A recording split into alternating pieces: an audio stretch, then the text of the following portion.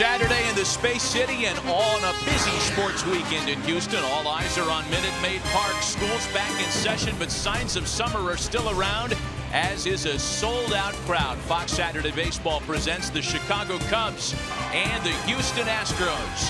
The pregame standings: Chicago the first of the 90-win plateau. Their magic number to clinch the NL Central is down to just 7 games. While in the AL wildcard chase, the Astros are one of 5 teams vying for 2 wildcard spots and a chance to go deep into the fall. With that, we welcome you inside the broadcast booth with Hall of Famer John Smoltz, Matt Vasgersian. The Cubs win the opener yesterday on a pitching and defense night, a 2-0 game. And it is exactly that topic, John, pitching, where the Cubs and Astros look a lot different at this point of the season. Yeah, absolutely. Of course, the Astros made the playoffs last year, as did the Cubs, but the starting pitching is what is the biggest glaring difference between these two Cubs. Of course, the Cubs went and got John Lackey in the offseason, which has really helped solidify this staff. But look at the numbers. That is the reason they're having so much success, and Houston is the reason why they're outside looking in. For Colin McHugh, he's going to have to try to get 5 or 6 innings and turn it over to that pen. But these two teams really differently built when it comes to the starting rotation. This much we do know. There's a chance that one, if not both, of the MVPs in Major League Baseball are going to come from this very matchup. Some great candidates on the field and starting today. Well, they've got great young players to both these clubs, and I think for the Chicago Cubs, you've got 2 guys going for the MVP. What a supporting cast it is to lead the league in wins, and of course the numbers speak for themselves. Jose Altuve just keeps delighting everybody here in Houston. His stature and height, do not be confused by that height, because he's a monster at the plate. Bryant, Rizzo, and Altuve just a part of the big-time star power in this matchup this afternoon. All the new young star power of the Cubs and Astros matching up on a Saturday afternoon in Houston. We're back with the lineups and opening pitch coming up next.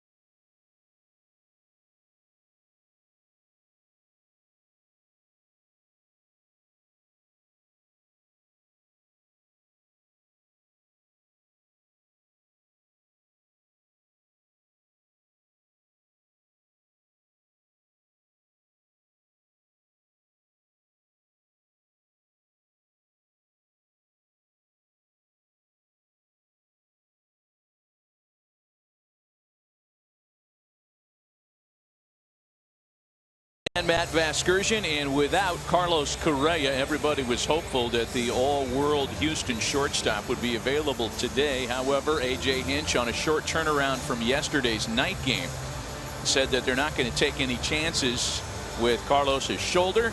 He is not playing today. They hope to have him back out there tomorrow for a night game to wrap up the series. Yeah, that really hurts. The depth of the Cubs lineup shows by the multiple players that they can put in. Houston has not had the same kind of depth offensively. Even though they scored a lot of numbers, it would be much better to have that man in the middle of the lineup and the middle of the field.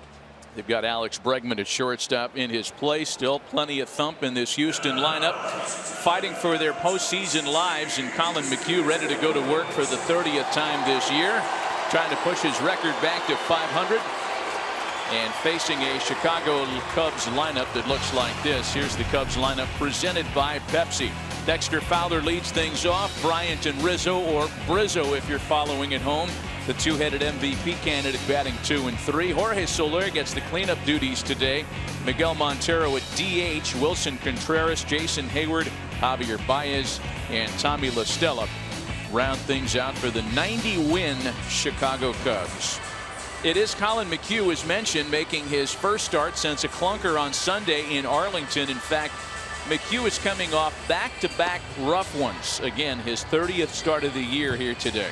Well, they won 19 games last year for the Astros, and the team has won 17 of his starts. They've scored a lot of runs, but it hasn't been a year statistically that you're proud of as a starter. He is a curveball slash slider slash cutter, those equally percentage pitches, but it's the curveball today that if he's going to have any success, he needs to hit for strikes and make them down, because the Cubs as a whole do not fare well against the curveball, but they are a great bad breaking ball hitting team. So when you think about the keys to the game early on, it's all about the curve.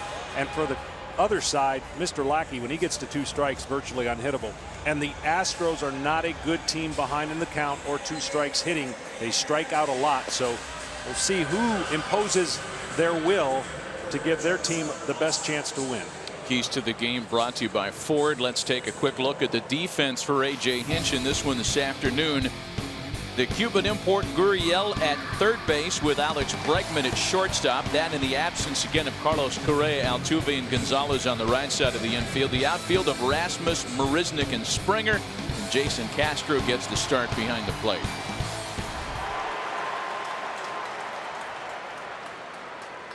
Ready for baseball on an earlier start time on this Saturday afternoon. Again, the short turnaround. John Lester was brilliant yesterday, authoring a Cubs winner in the opener.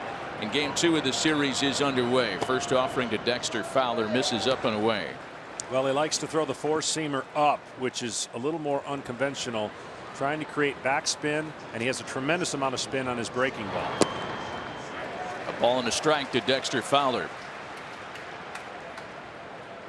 The numbers on McHugh's last start Sunday: 4 1/3, 5 earned runs on 7 hits. The Astros ended up winning that game as McHugh spit the bit, as they say, in the decision. ERA just under 5 at the start of play here this afternoon as Chris Bryant waits next. 2 balls and a strike to count to Dexter Fowler, and that's lined into right, a base hit. Well, because he loves to live up in the zone, it sets up his curveball. So if he could have gotten that previous pitch, that cutter. Throw back in goes bad, and Fowler's going to get to second base. And by the sound of it, John, you'd think we're at Wrigley Field. Yeah, the Chicago faithful, they travel. This is a big Chicago weekend. Of course, the Cubs playing the Astros, and then the Bears playing football tomorrow. Here's just a little lackadaisical throw back to first, and it just gets in the way. The runner does Reed trying to reach for the ball. So early on, the Cubs already creating stress for McHugh. Runner in scoring position before an out is hung on the scoreboard for one of the 2 Cubs league MVP candidates. Chris Bryant, the 2-time All-Star, hit safely in 27 of his last 30. And he's got a steak out there on the grill, if you will. And that runner scoring position, not a very good statistic for Colin McHugh this year. 310 against. That's a high number. And because he tries to set the sights of the hitter up, the cutter up, and the fastball up, sets up that curveball. But he needs the higher strike called from the home plate umpire. 2 balls and 2 balls, no strikes. They count home to Chris Bryant. Anthony Rizzo waits on deck on an afternoon where Joe Maddon is resting a couple of his regulars. There are still plenty of places to fear productivity in this Cubs lineup today. Addison Russell and Ben Zobrist, non-starters this afternoon, as you may have mentioned when we ran down the Cubs starting lineup. You'll notice that Springer playing really shallow and right now. There's not a big distance to that wall, but very few balls are hit that way by Bryant. Most of his home runs are to the pull side, and extra bases are to the pull side. 2-1 pitch to Bryant on the ground to shortstop. Bregman's got it. That's a big first out as Fowler is kept in check at second base. And Bryant was a little frustrated with yesterday's at bat after a leadoff triple. The Cubs were not able to score, and I'm sure he won't be happy with that at bat right there. Not only did he not get a hit, but did not move the runner over from second to third.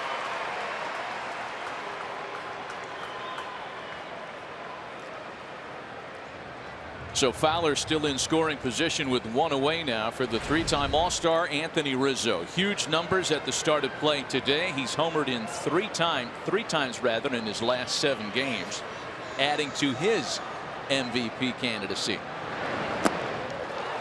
This Cubs lineup is built around power, and of course they have struck out less this year than they did last year. One of the top teams last year striking out cost him a little bit late. There's 2 guys in this lineup, Montero and La Stella, to watch for, and the curveball. Primarily the Cubs have not had success against the curveball as an average goes. La Stella and Montero, their kind of swings from the left-hand side could create a problem for McHugh today. Part of the decision to rest Russell and Zobrist, noting the matchup, and Joe Maddon not to be caught off guard in any circumstance.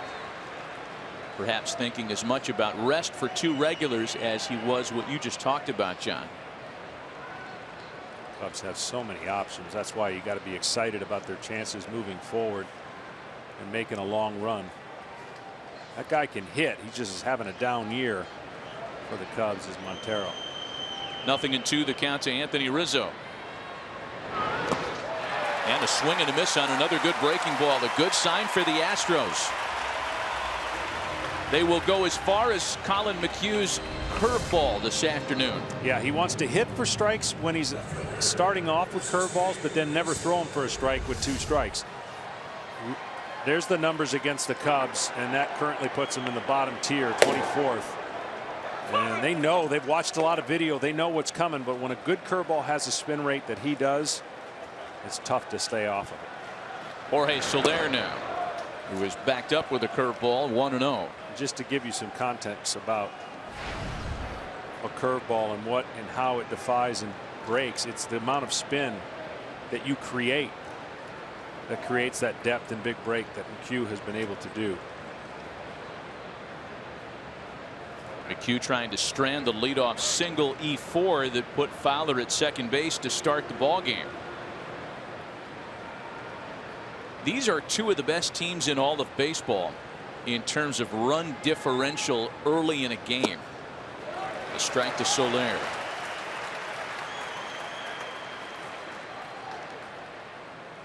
Cubs and Astros second and third in all the land in run differential the first 2 innings of a game. Only Boston has scored more and allowed fewer early. 2 balls and a strike. So to give you some context, I know there's a lot of numbers being thrown at the game that people are trying to grasp and understand, but the average spin rate on a curveball for major league pitchers is 2370, just to give you that RPM kind of spin. His 2594, so that gives you how much more he creates spin on his breaking ball. That's why he relies on it so much and feels comfortable with it. 2-1 to Soler, fouled away. And the difference for Colin McHugh as compared to the regular baseball, he throws it about 6 miles an hour slower than the average curveball in the game. So Colin McHugh is unlike most of the guys that have a high velocity. He doesn't deal with high velocity. He has to deal with height and depth to his pitches, changing the eye level of a hitter because he will not wow them with velocity.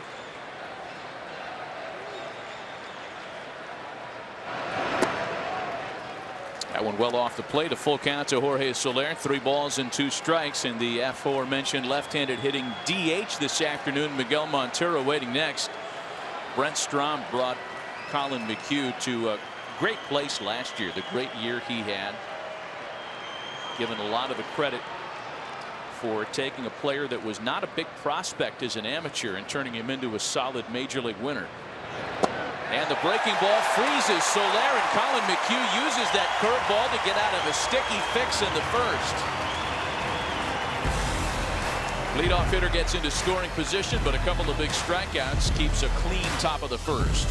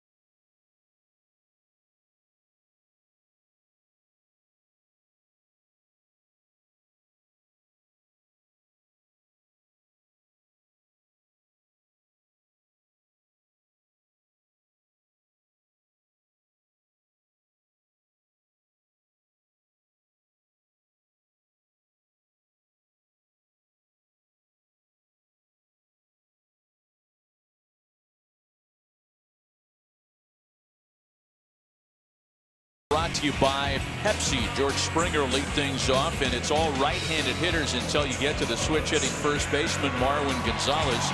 Then Colby Rasmus, A.J. Reed, and Jason Castro from the left side. And the right-handed hitting center fielder Jake Marisnick rounds out the lineup card for Houston. 37-year-old, 14-year veteran John Lackey on the mound for Chicago this afternoon, making his 26th starting assignment of the year.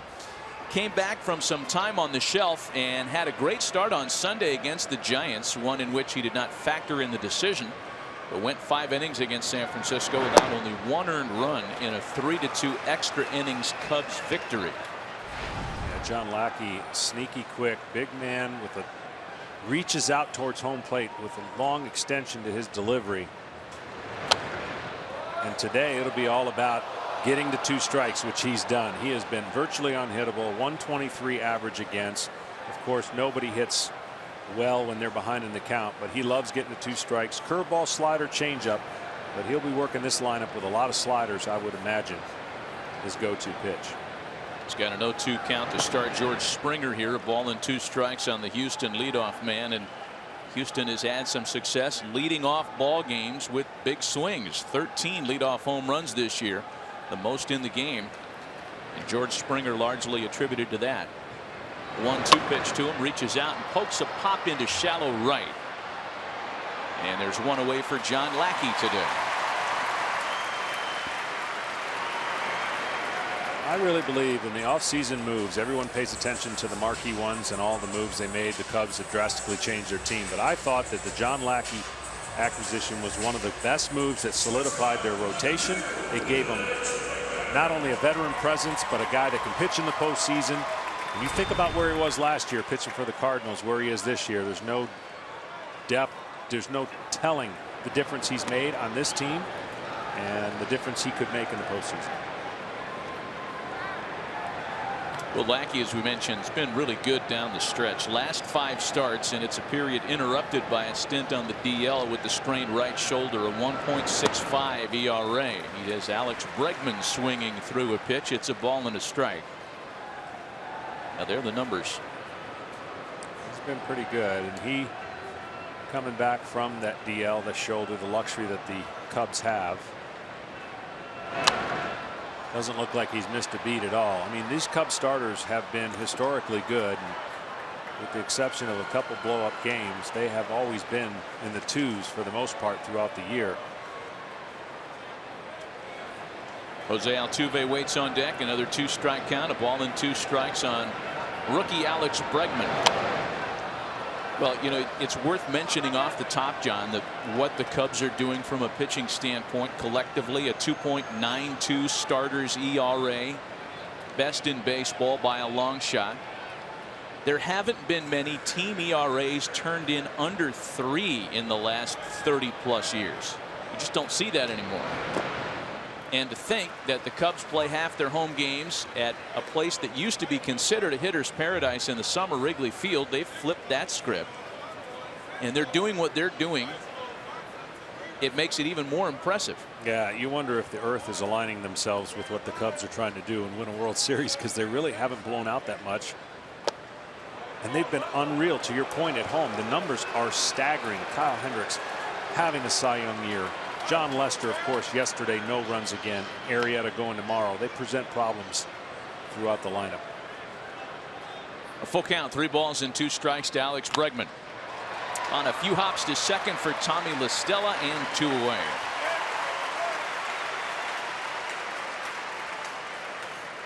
You know, they hit that little hiccup right around the All-Star break. They had each of them through some clunkers, and since the All-Star, they have been fantastic. Those numbers represent everything that they've been able to do, running away with the division and building confidence and making it tougher for their manager to decide how he's going to align them up come playoff time.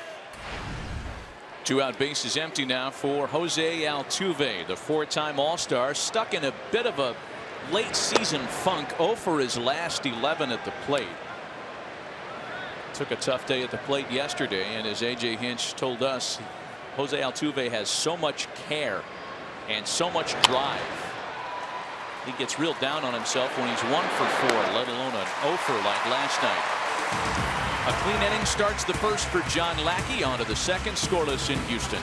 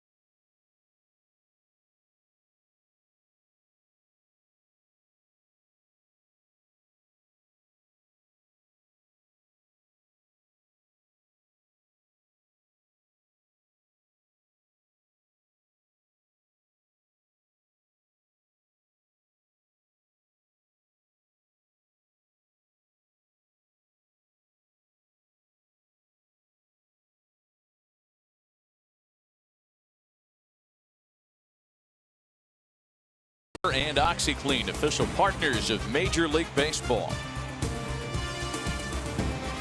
A scoreless start to the day in Houston. To the top of the second inning, and Miguel Montero leads things off. John Lackey working quickly and efficiently in his half of the first. Montero, Contreras, and Hayward here in the top of the second. Cubs and Astros, one of 2 early games on this Saturday. We will keep you posted on the other, the Red Sox and Blue Jays, in another game with postseason implications. The AL wildcard race is as tight as the National League race is, and perhaps even more intricate with more candidates for those 2 spots. Yeah, as we said before, not only does Chicago seems like America's team, they travel well with the crowd, but I think every team now roots for the Cubs on whoever they're playing because it has playoff implications. Ball and 2 strikes, the count to Miguel Montero. Well, the Cubs are down to 22 games left on the regular season schedule. Houston is down to 21. Cubs, of course, in a much more enviable position, just 7 games away from clinching. That's their magic number. And A.J. Hinch and the Astros are going to need some help. They're going to need some friendly math. And the way A.J. figures it, 2 out of every 3 or so from here on out to get to around the 88 win plateau, which is the number most feel would be good enough to get one of those 2 wildcard spots. And the way it works in the game, having been in the locker room so long, I mean, they're not going to come out and say this, but the confidence of your ball club is going to be directly connected to the most weakest part of your ball club, and I'll explain. I got to believe to a man they feel like we got to score runs because we have struggled to prevent runs from the starting rotation. Yeah, if we can get into our pen with the lead, we feel good. So they're going to need help, no doubt, and they're going to need starters to step it up and be able to at least give the expanded bullpen here in September an opportunity to help them win. Swing and a miss, 3 straight strikeouts for Colin McHugh. And if we could bring Ken Rosenthal in on this, looking a little bit more like the guy that was so good in 2015, Kenny. Matt, talking to him yesterday, he was brutally honest in his self-evaluation. He said that his biggest problem this season has been putting hitters away. Now, his strikeout rate would indicate otherwise. It's up from last season. But McHugh said no, there have been 1 or 2 pitches a game, 1 or 2 critical pitches that have hurt him. Then he mentioned his batting average on balls in play. Now that number for him is abnormally high. That normally would suggest bad luck. But McHugh says, nope, not really. In my case, I'm simply not missing enough barrels. Pretty down-to-earth guy in our experiences with him over the past couple of years. Cut out of the cloth of his pitching coach, as a matter of fact. You saw Brent Strom a moment ago. There's a strike to Wilson Contreras, and it's 1-1 to the Chicago catcher. Well, along with that, though, comes a lack of confidence, too. And that lack of confidence can affect your pitch selection and execution. Every pitcher is aware of their circumstances, and the hitters will let them know if they're seeing the ball good enough. And his opponent's batting average is way too high for anyone's standards. And that's part of his issue. He'll be cruising in a game and then give up a couple big hits like he did in the last game in Texas, and it unfolds on him. 3 balls and a strike to count to Contreras. See, that's a perfect example. That's a cutter that backed up that probably could have got called for a strike. Fooled the catcher, fooled the umpire, and now he's in a 3-1 count versus a 2-2 count. Big swing and a miss to fill the count at 3-2. So you see the pitch before. We talk about his cutter. Watch where this pitch goes and where it was supposed to. See how it backs up, caught the plate. And then the last one had a 4-seam straight effect, and he got it by him. A strike away from his 4th consecutive strikeout.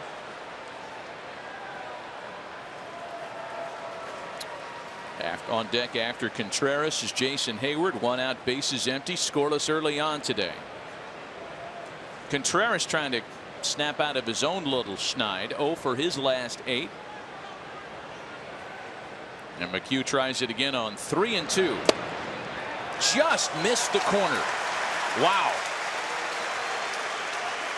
You know what happens with guys like McHugh or Hendricks? You've seen an unbelievable year out of Hendricks. Every hitter has its own radar gun, in other words, in his eyes. He sees the fastball differently than the numbers on the screen. And what McHugh does is slow the hitter down with a breaking ball, and then that fastball is going to seem like 3 feet faster, even though it's 90 miles an hour. So his arsenal, his way of kind of lulling the hitter into his success rate is throwing that slow breaking ball, following it up with a firm 4-seam fastball or cutter. There's Jason Hayward now with a runner aboard. He takes a strike. Well, as you and I have seen the Cubs play a lot this year, The returns are getting a little bit better for Jason Hayward. Numbers at the start of play still just a .227 batting average, 42 runs batted in. And a high pop into very shallow right. In fact, it's not even going to get to right because Jose Altuve, or Marwin Gonzalez rather, is there to make the catch. See, for me, there's too many of those. There's too many outs that are easy outs that shouldn't be from a hitter of his magnitude. And I think even his 3 RBIs against San Francisco, they were well-timed, kind of not hit very hard hits, right? And since then, he hasn't gotten a hit. His mechanical funk that he is in just doesn't give him any consistency. A pitcher really has to make a real bad pitch for Jason Hayward to not only hit with power, which he has not done, but hit a ball which we all talk about exit velocity, and it's just not the case for Hayward right now. Here's Javier Baez now with 2 away. Well, in any other circumstance, the performance, the returns that the Cubs have gotten from Hayward would be scrutinized a lot harder than they have in 2016. At the end of the day, this is a 90-win team, a team that's considered, if not among the best, then the best in baseball. They're cruising toward a postseason berth, and all it takes is a couple of big postseason hits for Jason Hayward to make this season a success. Yeah, the end is always what everybody cares about, but I think ultimately he has to go in the offseason and revamp his whole mechanical swing and approach. And I think here's Joe Maddon's going to be faced with some opportunities to not play him against certain pitchers in the postseason and bring him in for defense. I firmly believe that'll be the strategy.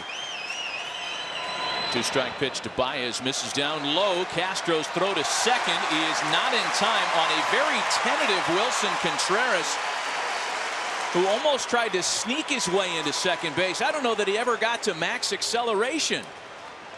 You know, he saw, probably looks in, knows that a breaking ball's happening, and watch this breaking ball as it goes in the dirt. He reads it and then goes.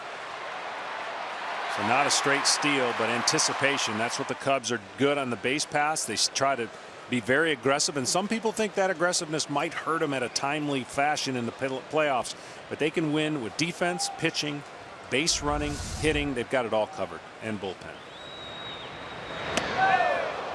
2 balls and 2 strikes to Javier Baez. Tommy La Stella waits on deck here in this American League ballpark. Joe Maddon benefiting from the DH and an opportunity to get some guys regular at bats this weekend. Chicago trying to avoid going 0 for their first 4 with runners in scoring position today.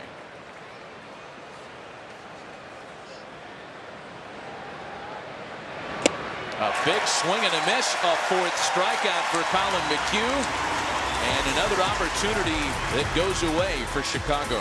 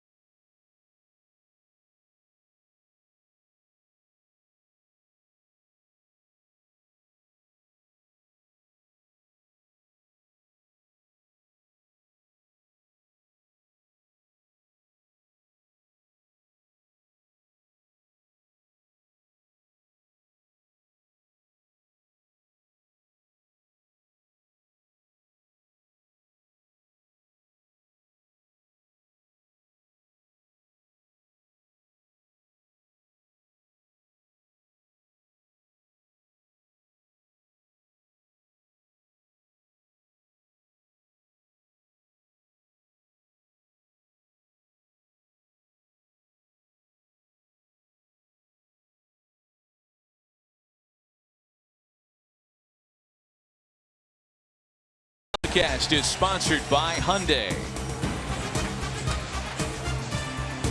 Back in Houston with a scoreless ball game. And Yuli Gurriel leading things off here in the home half of the second. Back with Hall of Famer John Smoltz and Ken Rosenthal, Matt Vasgersian. Second game of a 3-game set between a couple of teams that used to occupy the same division. And ever since the Astros took their game American, the Cubs and Astros see less of one another. In fact, yesterday's was their first meeting since 2013. Again, a 2-0 shutout win by John Lester and the Cubs. John Lackey, meanwhile, working to Yuli Gurriel, Marwin Gonzalez, and Colby Rasmus here in the second.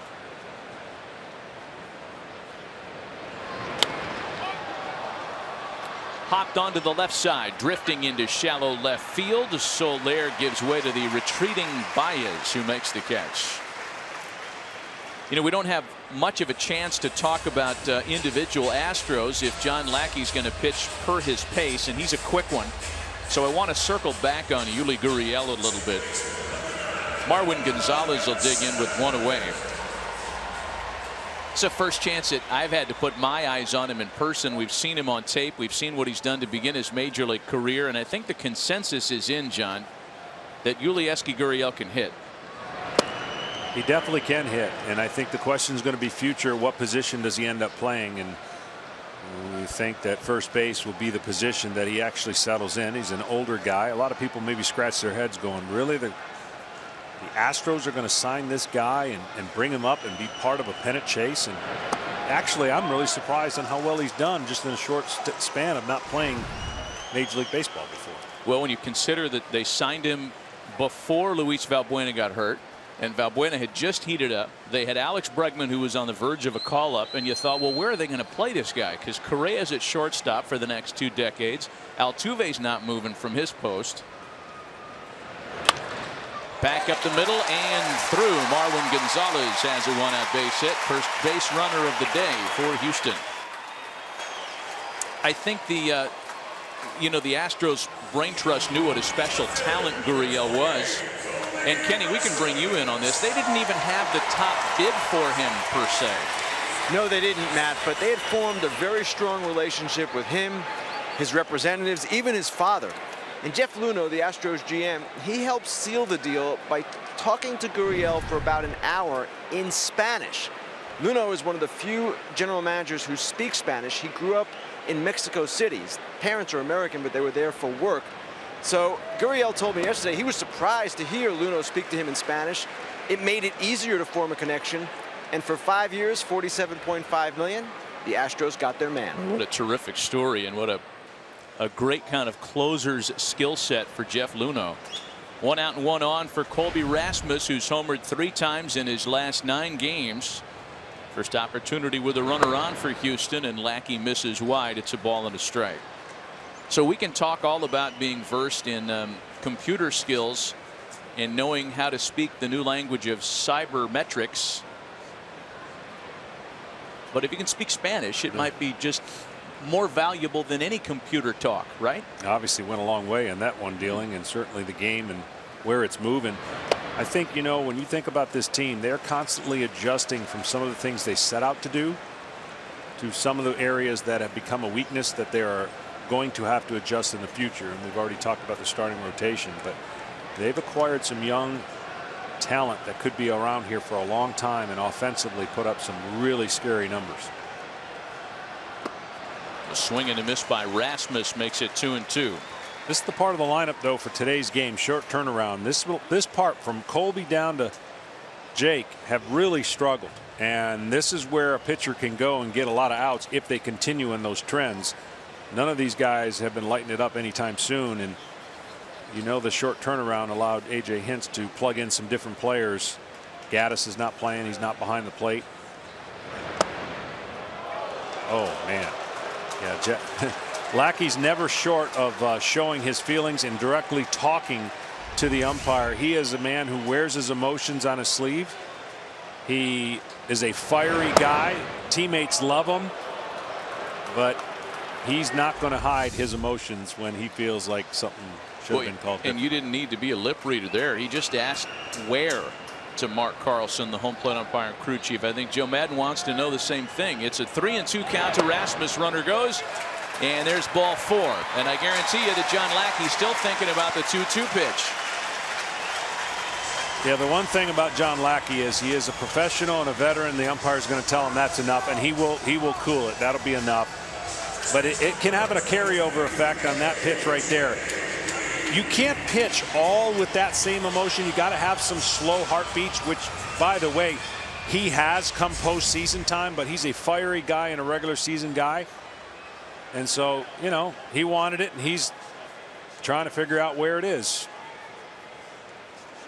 But the one thing you can't do as a pitcher, if you make a bad pitch after that, you can't go back and blame the umpire for the previous pitch. You've got to turn the page and make a pitch to atone for whether it was a mistake or missed call. Well, something brewing here for the Astros. Here's the left-handed hitting first baseman A.J. Reed now. And if John doesn't make the necessary adjustments soon, I would expect a pitching coach trip just to reassure him that that's just one pitch, John. Let's go. Reed in his second stint with the big league club. Chance to do some early damage here, and lays off a strike. It's 1-1. I almost think when you watch John pitch and you see him in the dugout with the scowl and the different determinating kind of competitive juices, it's almost like somebody goes to him before the game and go, hey, I didn't want to tell you this, but your house got broken into. Just to get him mad. Just to get him all fiery and gritting his teeth and shaking his head. But he's competing out on the mound, and you can't read his mannerisms. A lot of people think that he shows up his teammates in the past and done certain things that are uncalled for, but it's just his way of doing business. 2 balls and a strike. The count to A.J. Reed. Another left-handed batter waiting on deck. Jason Castro next.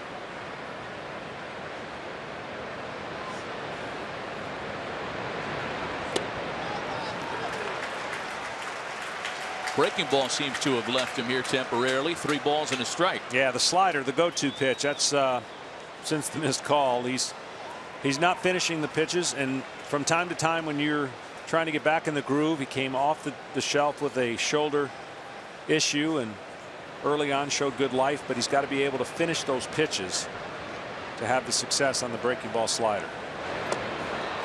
There's a good one that he buries to get a swing and a miss, and it's 3-2 now to A.J. Reed. Well, 3-1 slider that definitely turns the corner. Hitter sitting on a fastball.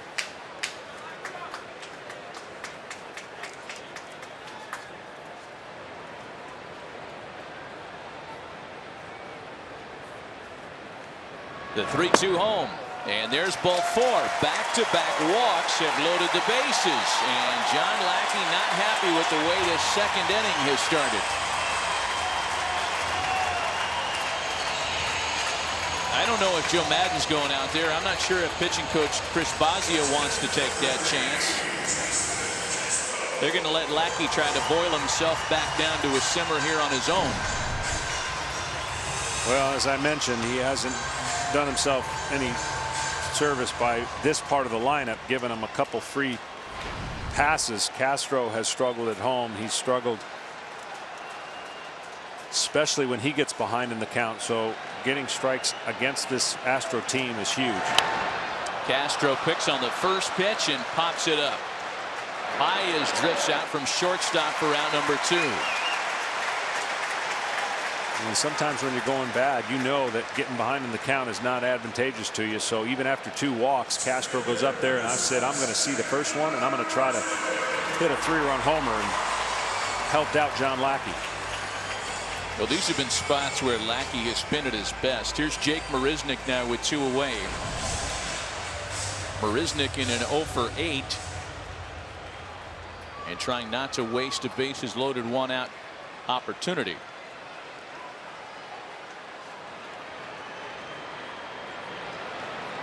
Gonzalez singled with 1 away, then walks to Rasmus and Reed. You know, back to Lackey being good in spots like this. His .207 opponent's batting average with runners in scoring position is the 3rd lowest in the National League. With 2 outs, it gets even better. 139. Really has Marisnick lunging there, a ball and a strike. It would seem to be one man's strength versus another man's strength, because Jake Marisnick has really good career bases loaded numbers. At .333 average is a 5 for 15 line.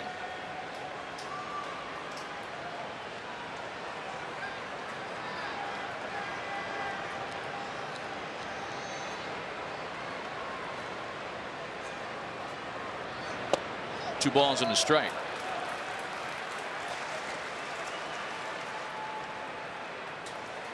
Top of the order next for the Astros. George Springer waiting on deck. He of the 6-game hitting streak and 26 home runs to his credit this year.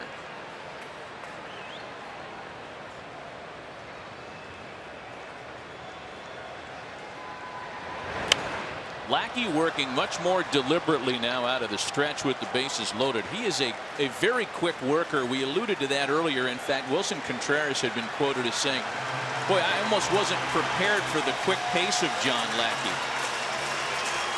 But he has worked a lot more methodically here in this jam.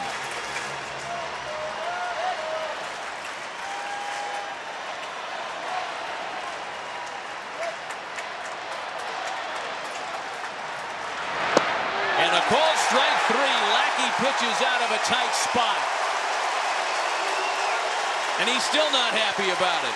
Strands the bases loaded to keep it a scoreless game through 2.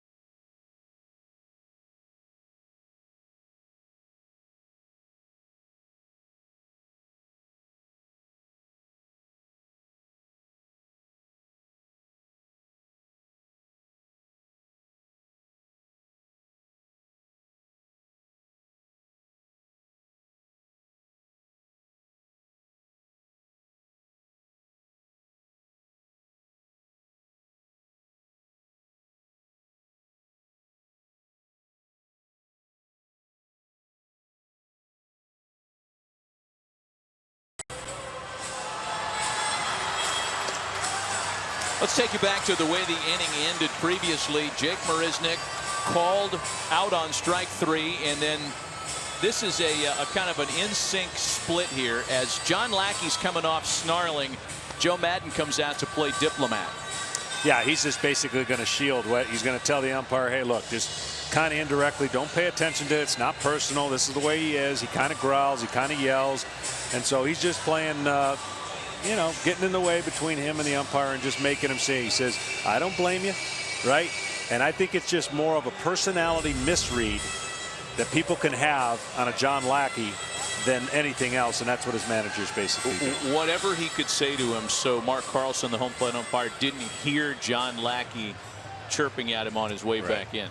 They might have been talking about how, you know, Terry, Howie, and Jimmy are here for the Fox pregame show tomorrow for the NFL kickoff.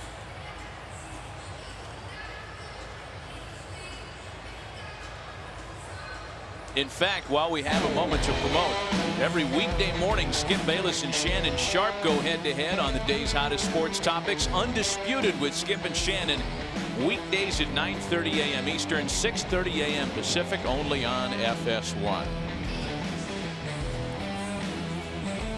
And before the inning can even start, we have a delay as home plate umpire Mark Carlson is talking to Colin McHugh. There is a medical situation in the stands that has prevented a timely opening of the third inning here, and until that situation is resolved or at least fully addressed, it appears we will not begin play here.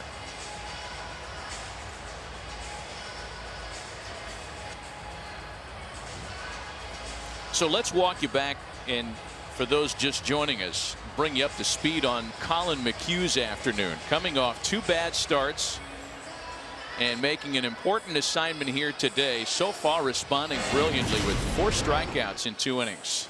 Well, he pitches with that curveball, as we talked about, to change the radar for the hitter, and then loves to pitch up with the fastball. And when you talk about Baez, he can expand his strike zone more than anybody on this lineup. And you can tell he's shaking his head because that pitch looks really good. And what he does is create such backspin. He gets sometimes underneath the ball. That's when he gets in trouble, when he gets underneath. You can throw that pitch with your fingers behind the ball and throw it up and have more effect than if you get behind the ball and the ball has more lateral late movement and lastly not enough spin.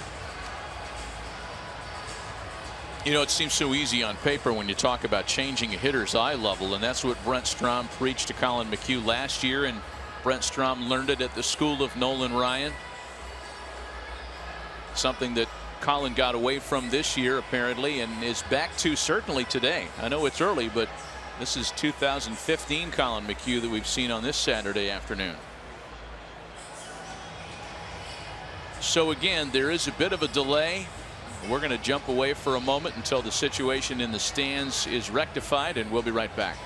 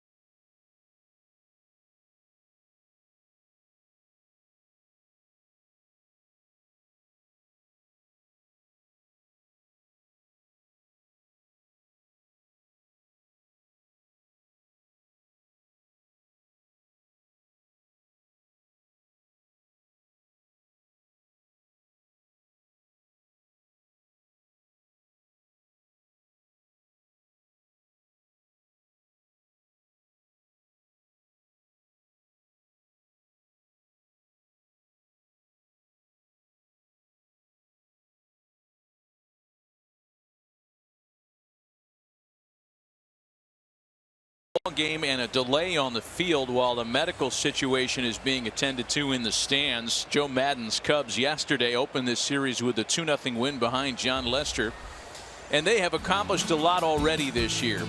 Hard to curb your enthusiasm when you're talking about the 2016 Cubs. Games over 500, games quickest to clinch, rather, the lowest ERA in the big leagues. Their runs per game on the road averaging better than 5 a game away from Wrigley Field. That hasn't happened since 1994. Yet for Joe Maddon, there is no sign of a different gear or a let's play out the string. Kenny, we've spoken with him all throughout the season. He is doing his best to keep his team from getting even remotely complacent.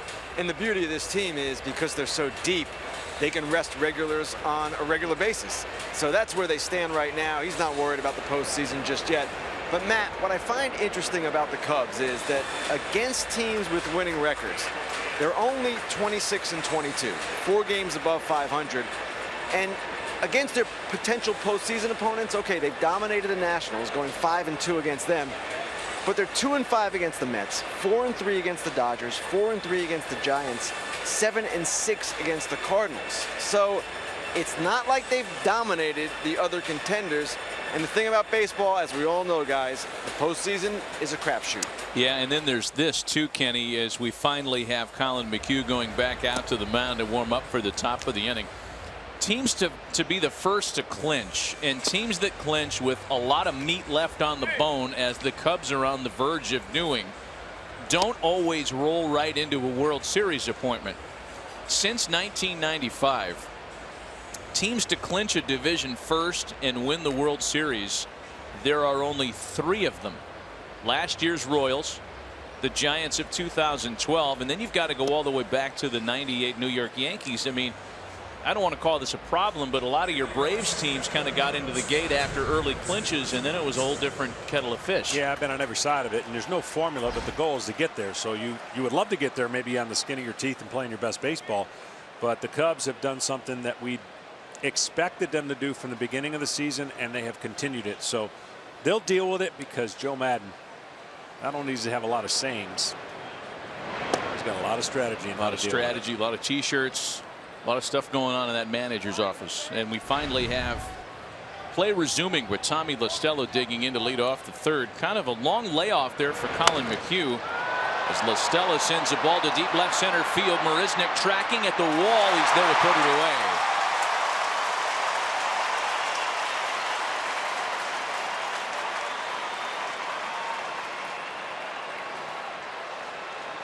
Well, what Marisnick may lack at the plate right now, he doesn't lack defensively. This is a big center field. Of course, we all know about the hill out there in center. But the gap to gap between left and right, a center fielder's dream to run down some baseballs. And that is a large area of which to cover. One out for the top of the order, Dexter Fowler, who had the lone hit for the Cubs the first time through the order.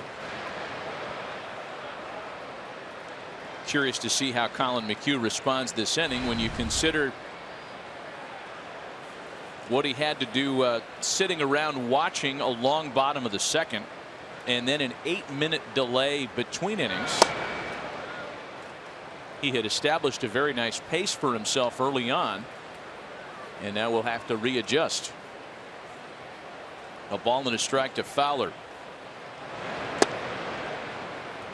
McHugh is a rhythm pitcher, and every pitcher likes to get out in certain scenarios and not be standing around and not waiting once they put their mind onto, okay, I got to get 3 outs this inning. But we also have seen more cutters and fastballs than we have curveballs early on, and in trouble he will go to the curveball more often.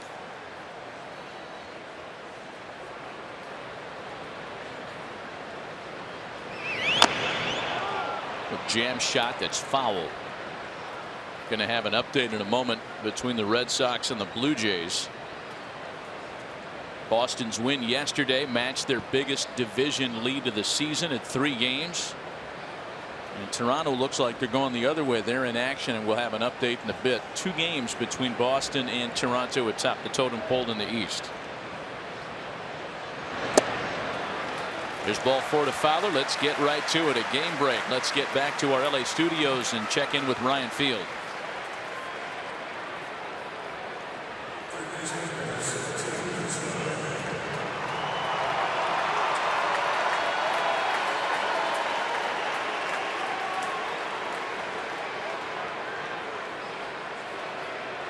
All right, Ryan, thanks. Yeah, Toronto's lost 6 of their last 7, going back a little farther. Starting pitching's kind of fallen apart. They're desperately trying to stay in that division picture.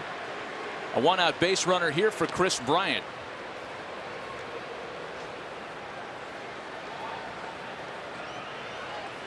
Chris Bryant gets a high fastball. I don't think this ballpark can hold it. Even with the roof closed.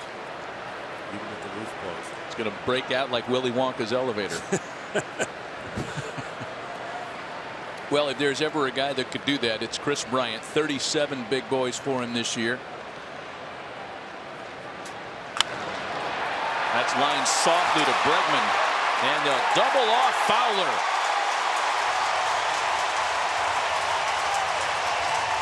Long layoff between innings for Colin McHugh, no problem.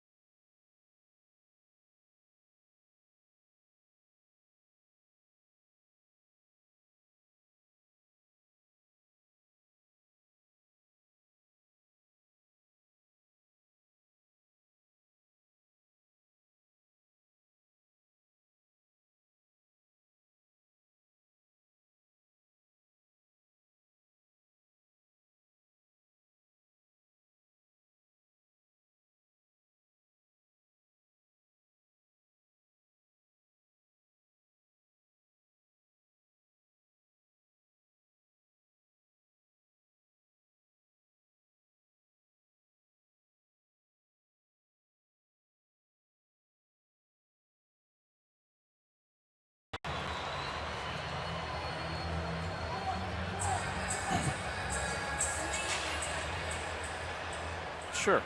Yeah, let's sit. Scoreless as we start the bottom half of the third. Top of the order for the Astros. And on his bobblehead day here in Houston, George Springer leads things off. It'll be Springer, Bregman, and Altuve against John Lackey, who was able to wiggle off a bases loaded hook in the second. Springer yanks one foul. Yeah, Springer does love the fastball. He'd rather hit that. He's got 18 home runs in games that the Astros have won. Of course, the power numbers through the Astros lineup speaks well of how they built this ball club and the home park that they play in.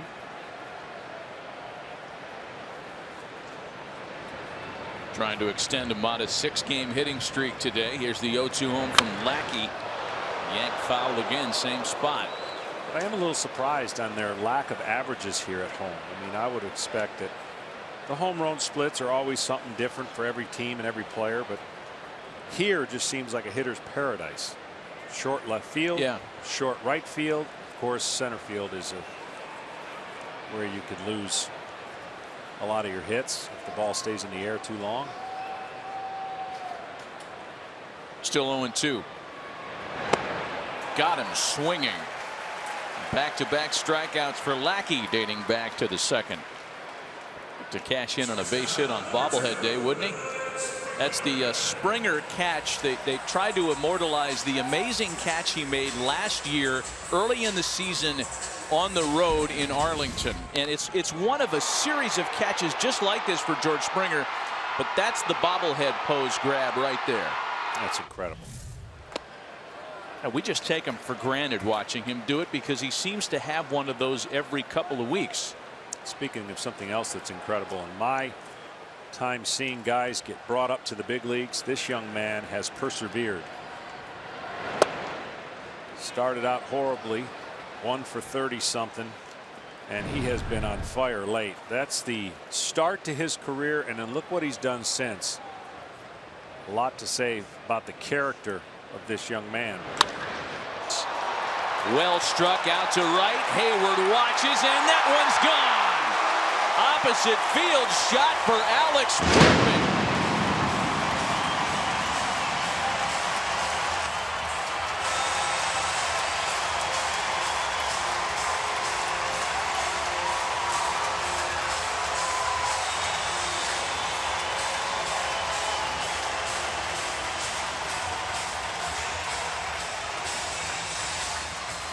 Again, a lot of people, when he got drafted, went, really? Shortstop? When they got one of the best shortstop, where is he going to play? Well, he's not only going to play, but he could be the everyday third baseman of the future for the Houston Astros. Here's Jose Altuve now. Number 8 for Alex Bregman. And all 8 of them have come since August 6th. I mean, this was a guy that started out 2 for 38. Altuve bunting. Bryant's going to have to hurry. Bare hands throws, not in time. That's how Jose Altuve snaps out of an 0 for 12.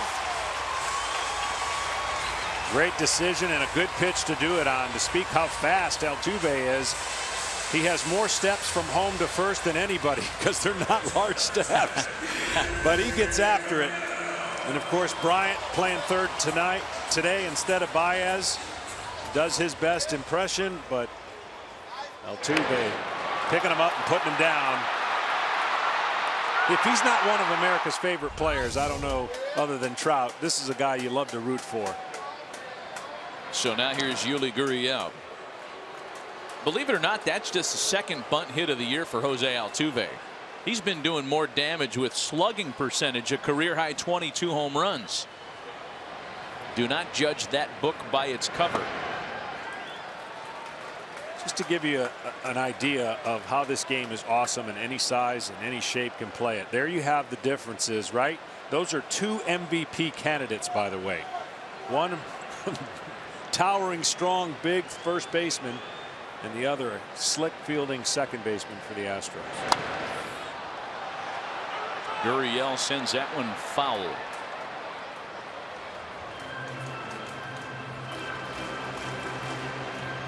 Let's go back to Alex Bregman's solo home run. Earlier, he dropped down lower 3/4 sinker that he didn't get the call for a strike, went right back to it, and Bregman just simply went the other way. Didn't try to pull it, and I told you that short porch and right, short porch and left, smaller fence and right allowed that to be a home run.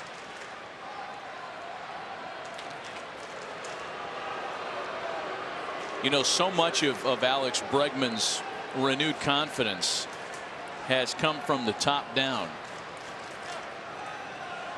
A.J. Hinch was telling us before the game about a conversation he had with Alex when he was in the midst of that terrible start. And the way A.J. sets himself up in the corner of the home dugout, he does so strategically. It's almost like a confessional box.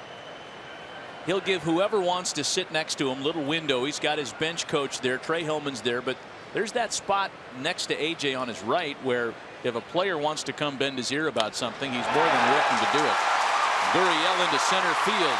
Altuve's going to wrap around to third, and the Astros are in business for more.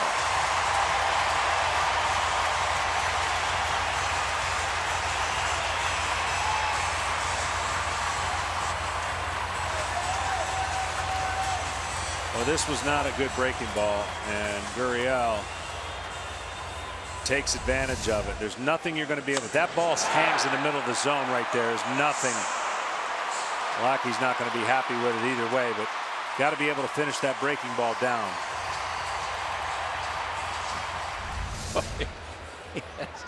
He has got some snappy moments. Runners at the corners now for Marwin Gonzalez. Gonzalez singled in the second. just to finish up the story on Alex Bregman, he's in the midst of that terrible start, 2 for 38 as we talked about, and A.J. Hinch had him sit next to him on the bench and effectively told him, you know, I know you're our best hitter. I know you know you're our best hitter. So tomorrow you're going to hit second, start hitting. And A.J. told us he struggled for a day or so in that number 2 spot, but then the light clicked, and from August 6th on, he has been everything the Astros could have hoped. Gonzalez bunting, the squeeze plays on. They beat Joe Madden at his own game.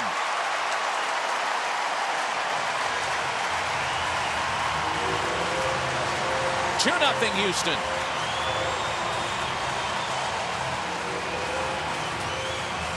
It is an undefensible play, and Joe Madden has used it in consecutive at-bats, I believe, in Milwaukee. And now Houston, probably the team you would least think would do something like this. But when you're struggling and fighting for your playoff lives, you need every run you can get. And this is an easy way to get a run and put a runner at second base with an opportunity to get a 2-out RBI. Here's Colby Rasmus now. So a little bit of everything for the Astros here this inning. A home run and a squeeze play, accounting for their 2 scores against John Lackey. First pitch to Rasmus, misses down and in.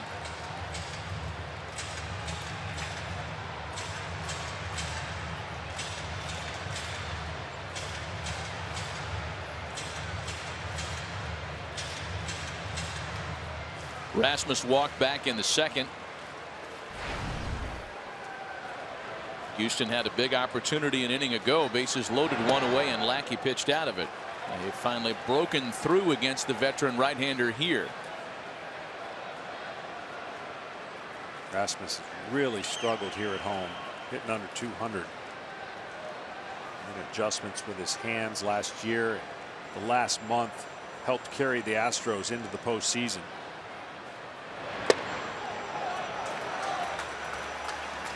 Hitting a bunch of home runs and really giving it an opportunity to re-sign here for a year. You see the numbers, though. Something clicks with 2 outs and a runner on. Yeah, if there's going to be a discrepancy in those situational numbers, you'd prefer them going the way they've gone for Colby Rasmus, better in high leverage spots like this one.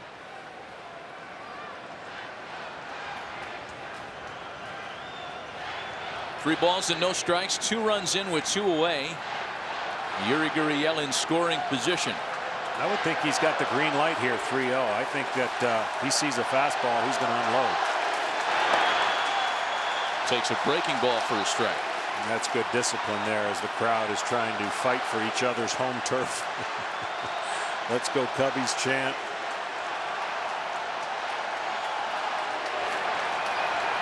Yeah, that's kind of poked the Astros fans. This is our ballpark, they're saying.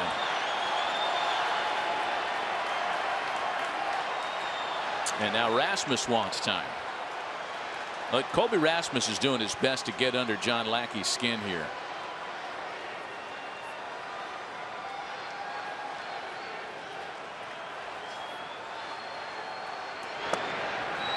A strike to make it a full count.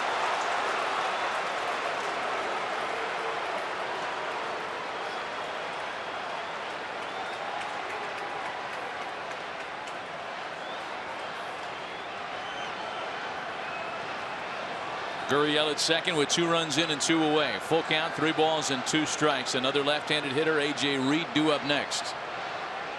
Rasmus has not had a lot of success against John Lackey, as you can see. Another walk today, however. That's 2 plate appearances and 2 bases on balls. Runners at first and second now for A.J. Reed. This is back-to-back long innings against John Lackey.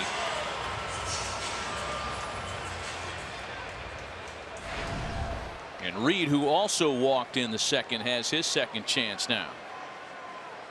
Some fastball commands and then the breaking ball not as sharp as it was early on in the game.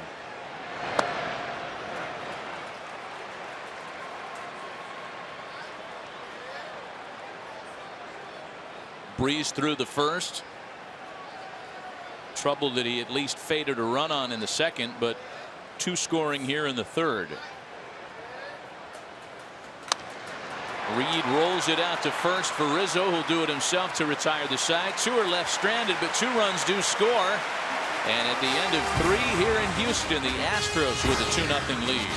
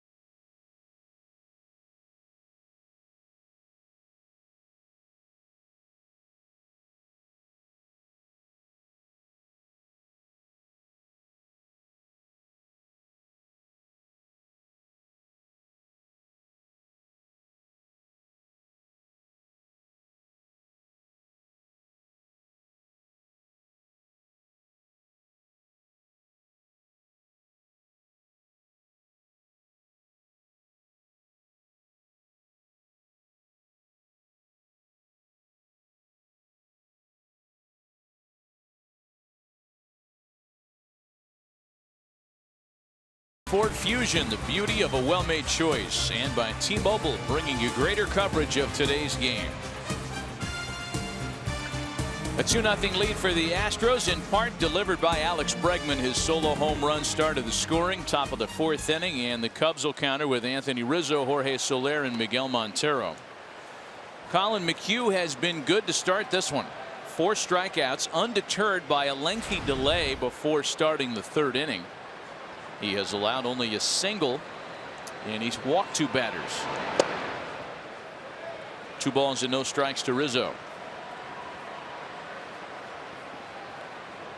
You know, whatever questions there were for the Astros staff with a healthy Dallas Keuchel, they're even harder to answer now, as Rizzo punches a pop-up to the left side for Gurriel. There's 1 away. I know that Dallas Keuchel met the media yesterday. Don't know that anybody is either more or less encouraged after hearing him speak yesterday. It does not sound like there's any urgency for him to start a throwing program, that's for sure. And when you take away the reigning Cy Young Award winner from any staff, it's going to be bad news. Here's Jorge Soler now. There's no doubt, man. I look at these 2 teams and just going into the stats and looking at what's different this year. Their offense is similar. They still strike out a lot. They still steal bases. They still score runs. It's really boiled down to the starting pitching. And last year they really, in this ballpark, I consider dominated, because this is not a pitcher's ballpark by any means. And last year they were 6th overall in ERA. Quite the difference this year as a staff. And I think as they try to make that late run, they need the help we talked about. They have a lighter schedule coming up after Texas, but they're going to have to do it via the reliever route, because they haven't proven that starters can give them any depth and or consistency. One of a couple of teams that are still very much postseason relevant who aren't getting length out of their starters. And we talk about that as it relates to the Dodgers all the time, and they are prospering in light of it. And it's a false read, because analytically people would say, see, that's how you do it. Well, yeah, maybe for 1 year. It cannot sustain itself And you have to make the necessary adjustments moving forward. Even talking to AJ about we're going to have to look at some starting options next year. Because you can maybe get it together and piecemeal it together for a month, 2 months, 3 months, or in the case you just talked about the Dodgers. But that can't work long term. And that is what's going to really change the game of baseball eventually. They're going to have to realize that without starting pitching, you cannot maintain a 3, 4, 5-year run in this game the way we're going about it. 2-2 home to Soler, misses down and in. 3 balls and 2 strikes to Jorge Soler. 1 out, bases empty. And now it's McHugh that has a little beef with the strike zone. Well, his catcher set up off the plate, and when he hits the target, it's still off the plate. Payoff pitch home, misses for ball 4. Well, I think the Astros, getting back to their pitching quandary, they were hoping for Keuchel to turn the corner. They were hoping for a healthy Lance McCullers. Neither one of those things have happened. And now, Kenny, if we bring you in on this, the decision they made or non-decision that they made to perhaps not ring phones for pitching at the deadline is something that everybody's circling back to. Right, and walking through their clubhouse yesterday, Matt, there was some palpable frustration among the players that the team did not get a starting pitcher at the deadline. I asked Jeff Luhnow about that, and he said they tried. They tried for an elite starting pitcher, but the asking price was high. It included major leaguers. Now, that's okay, because the Astros do have some younger pitchers as well. Joe Musgrove, who we saw last night, David Paulino. But the problem is they traded off some depth at the deadline as well. Scott Feldman. He's a guy who could help them right now. He was sort of their 6th starter. But they sent him to Toronto for an 18-year-old pitcher in rookie ball and a savings of $2.75 million, and therein lies the rub. Well, and that's a good thing to bring up. I'm sure that there were phone calls made. I'm sure they were efforting fixing the rotation. But again, that's part of it there. They thought that Lance McCullers would be healthy in the second half. They thought Keuchel would be better in the second half. So there probably wasn't the urgency then that there would have been had they known what they know now.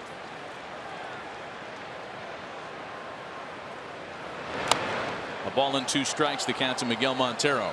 Fister was an interesting scenario, getting him over here, giving the veteran presence. He's certainly helped some younger pitchers. But to your point, when you think about the way this game has evolved and how many teams are building their staffs from the back forward, meaning bullpen, then to the starters, they did trade a pretty good arm to the Phillies to get a back end guy that Giles now kind of, I guess, settled in a little bit as the closer. But their bullpen has rallied. It early on was a kind of reason why they started out slow. It delivers bad blows to your club when you're losing a lot of games late, which they were doing early in the season. Dug a hole. Still 2-2 to Miguel Montero.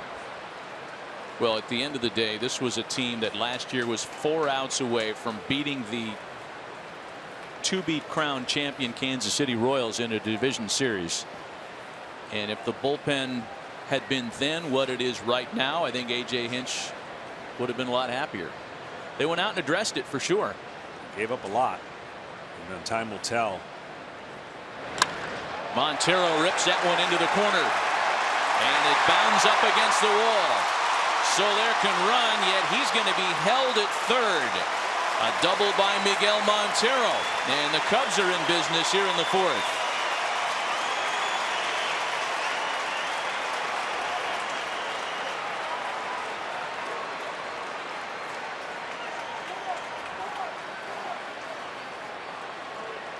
This is one of the guys that I thought could give McHugh some fits the way it matches up. Him and Lascella. And Montero, for whatever reason, hasn't been the offensive catcher that he once was. And I really like the signing and bringing him over here. But then now they've got Contreras and Ross, and this youngster right here looks like the future behind the plate. Wilson Contreras walked in the second. Second and third with 1 away. Big chance for Chicago here.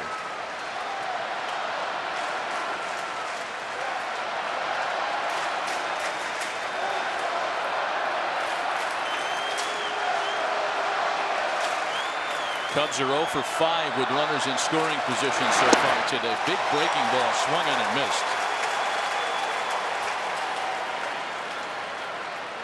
It's the one area where the Cubs are going to have to get just a little bit better. Okay, they've got the lead. They're going to the playoffs, but they've got to find ways to create contact when contact is needed, meaning get the runs across that the other team is giving you via contact.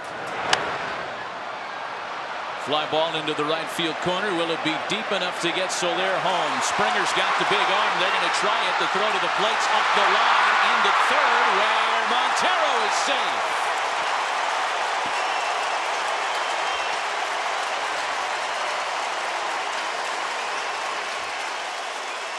Chicago's on the board on the sac fly by Wilson Contreras, and Montero's able to sneak into third to boot.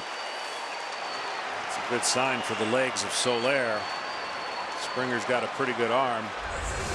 Montero going to third just tried to make him force the action at the catcher spot. This ball was off the line, so it already took the catcher to third. The run would have scored had he gotten out at third. Good throw, would have been real close, even with the speed of Soler. Astros will appeal, and they say Soler did not leave early. So now it'll be Jason Hayward with a 2-out runner at third base.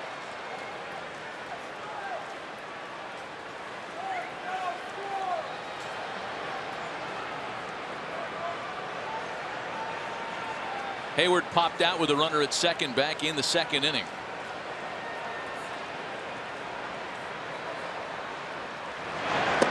Be curious how Colin McHugh approaches him here. Soft stuff starts the at-bat. It's been the inability to hit the fastball that's been the most curious part of Jason Hayward's offensive decline. Yeah, it's the fastball with velocity too. He really struggles. He's got such a long swing, pulls his hands in, got a lot of mechanical things going on. And so anything slow over the middle of the plate would allow him to have a better chance of success. But because he's trying to go and get the fastball, he's out in front of a lot of off-speed pitches as well, like that. Little cue shot to third. Gurriel's got it. Cubs will settle with one in their half of the fourth. We've played 3.5 in the Space City. Astros on top of the Cubs, 2-1 Houston.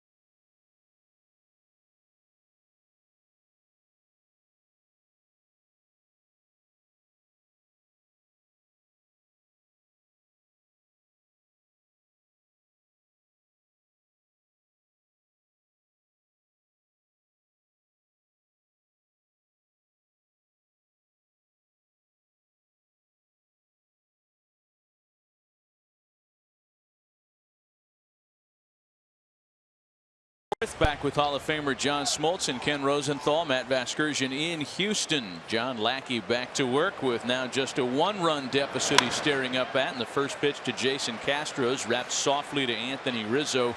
1 gone as we welcome David Ross to the telecast live from the Chicago dugout. Dave, good afternoon. Good morning to you. This is an early one. Yeah, this is real early, especially after the old guy caught the late game last night. This is a quick turnaround. Well, the old guy did okay yesterday, especially when you consider John Lester's 7 shutout innings. And Dave, we've been watching you play for a long time, and I don't know that I have seen you or many other veteran catchers in a mid-September game before we get into the postseason as excitable as you were yesterday when you guys combined to strike out Colby Rasmus in a high leverage situation. You guys, it felt like a postseason game for you guys last night here. Yeah, I mean, you're trying to produce that feeling every time out. I think John expects a lot of himself. He's been pitching really well, and you know, this young lineup's really good that the Houston rolls out there, and they can bridge you anytime. They got a lot of power, and they got a really good deep lineup, so you gotta grind your way through it. John did a nice job yesterday. Part of his night yesterday, that strikeout of Colby Rasmus, keeping the scoreboard clean. It's been one Cy Young candidate after another that you and your fellow catchers have received in this 2016 rotation. Must be a lot of fun. It's a lot of fun, especially being the catcher, like you said, and getting to watch these guys perform night in and night out. I mean, everybody's trying to one up the next guy, and they got a good little competition going between them. And you know, a guy like Kyle and stepping up, and he's leading the group in ERA, and you know, Jake coming off a Cy Young year, and Johnny Lester getting to be in his normal form. It's fun to be a catcher on this staff.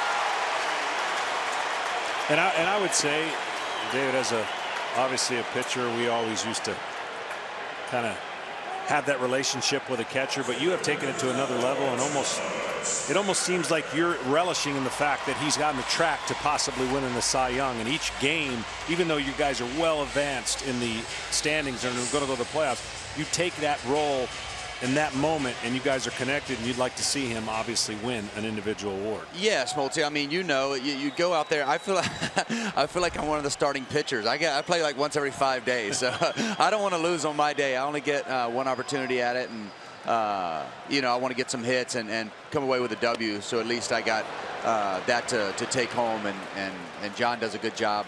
You know, we're like brothers. It's like the older brother, little brother guy. I expect a lot out of him, and you know, sometimes we yell and scream at each other, but it's to get the most out of one another, and it's fun competition. I enjoy catching him every 5th day. Yeah, that's what I was gonna ask you. You know when to push the buttons and when not to. You got 3 of the most fiery, competitive pitchers on the mound. You're not kidding. I mean, these guys, great throw. Nice. Oh, boy, Willie. Yeah, we got, he's got a cannon, doesn't he? I mean, Wilson Contreras got an absolute gun. He made that not even close at second base. We're going to take a look at this again. I mean, he's got one of the quickest exchanges in the game. And he calls a good game, wants to throw for a young guy, and he puts around the bag every time. He's got an absolute hose. Yeah. Anyways, back to Johnny. Yeah, you got to push. You learn these guys. I mean, we got a relationship. We've been through a lot of battles. We've won championship together, and so we've been through the good and the bad, and so I expect a lot out of him and him of me, and it's a fun relationship we got. No disrespect to the previous guys you've ever thrown down to bases, but I could say that if you had Baez, you'd had a lot more caught stealing, because his ability to tag is off the charts. You're right. I mean, not a whole lot of guys. You rarely hear about guys tagging. You know, that's not talked about in the game. And until you're around Javi and watch him play every day and get to throw to him, it's a really, really fun guy to chuck it down there too, because you just let it eat, and he'll take care of the rest. He lets the ball travel quick as can be. He's got some of the best body control I've ever been around. He's sliding in on knees, tagging guys without even looking. It's pretty fun. 3 balls and a strike to George Springer. Error mitigated on the caught stealing. 2 out, bases empty, and a swing and a miss makes it a full count. We're looking at this at home, Dave. We're taking a look at some of Javi Baez's tagging, but this was yesterday on an Alex Bregman attempt. Ball got away at the plate, and Baez, bang. I mean, one fell swoop. Yeah, I mean, I did a terrible job of trying to knock that cutter down and scoot away from me, and Bregman tried to take third, and I just spun and threw it, and Javi did a great job of just letting it get deep and tag. I mean, he's not even looking. If you slow it down, he's not even looking at the runner. Hey, Dave, we really appreciate the time as always. Best of luck today and the rest of the year. Always a pleasure, guys. Nothing in the Houston half of the fourth. Still the 2-1 ball game.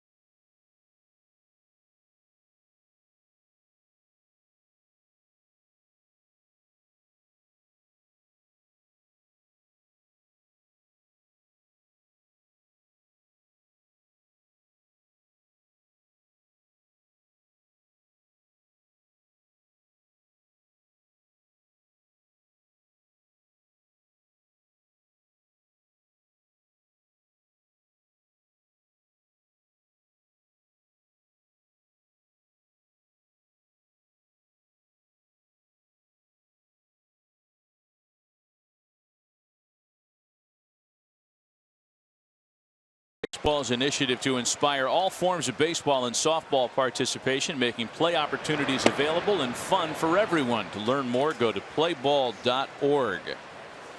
2-1 ball game, top of the fifth. Javier Baez, Tommy La Stella, and Dexter Fowler here against Colin McHugh, whose only bit of difficulty came in the fourth, when a sac fly off the bat of Wilson Contreras finally got Chicago on the board today.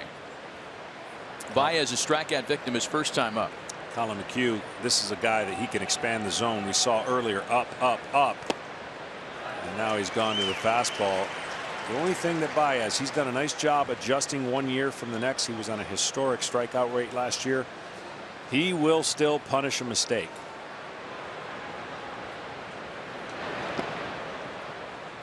Just 5 for his last 25 at the plate. It's over a 9+ game stretch. As you can say regarding so many of the young Cubs hitters, still trying to find that consistency.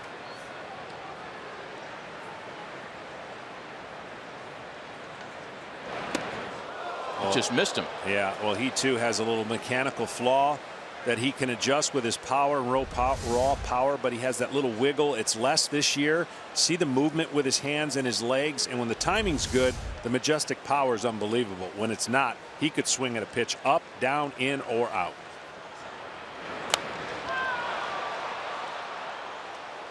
And see, the only problem when you get into the postseason, this is what people don't understand. If you don't have to throw a strike to a hitter as a pitcher because they expand the zone, you're going to have success. And if you don't put the ball in play enough, that's going to lead back to the pitcher having success. And what the Cubs have done is change their lineup where they do put it in play. They will bunt. The roster of the Astros, however, has stayed remainingly the same, and they still strike out a lot. Yeah, it's pretty amazing when you talk about the consistency of the Astros roster as Baez fouls off another to stay alive at 3-2. You'd think in this day and age of so many players with options being exercised, the disabled list being used more frequently now than ever before, that the Astros would fall in line and be one of those teams. They're not. It's been a pretty stable roster this year. And Baez still hanging around.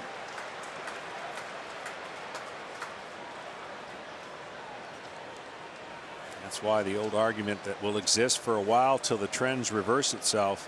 Walks, strikeouts, and home runs seem to be the most important things people focus on. And putting the ball in play and doing the little things that help teams win a game will show up at the end. They may not, you can hide it in the regular season, but you can't in the postseason. And Baez finally succumbs to the breaking ball. That's number 5 for Colin McHugh. 2 runs for the Astros in their half of the third, one of them being delivered on an Alex Bregman home run, a player about whom we asked manager A.J. Hinch between innings.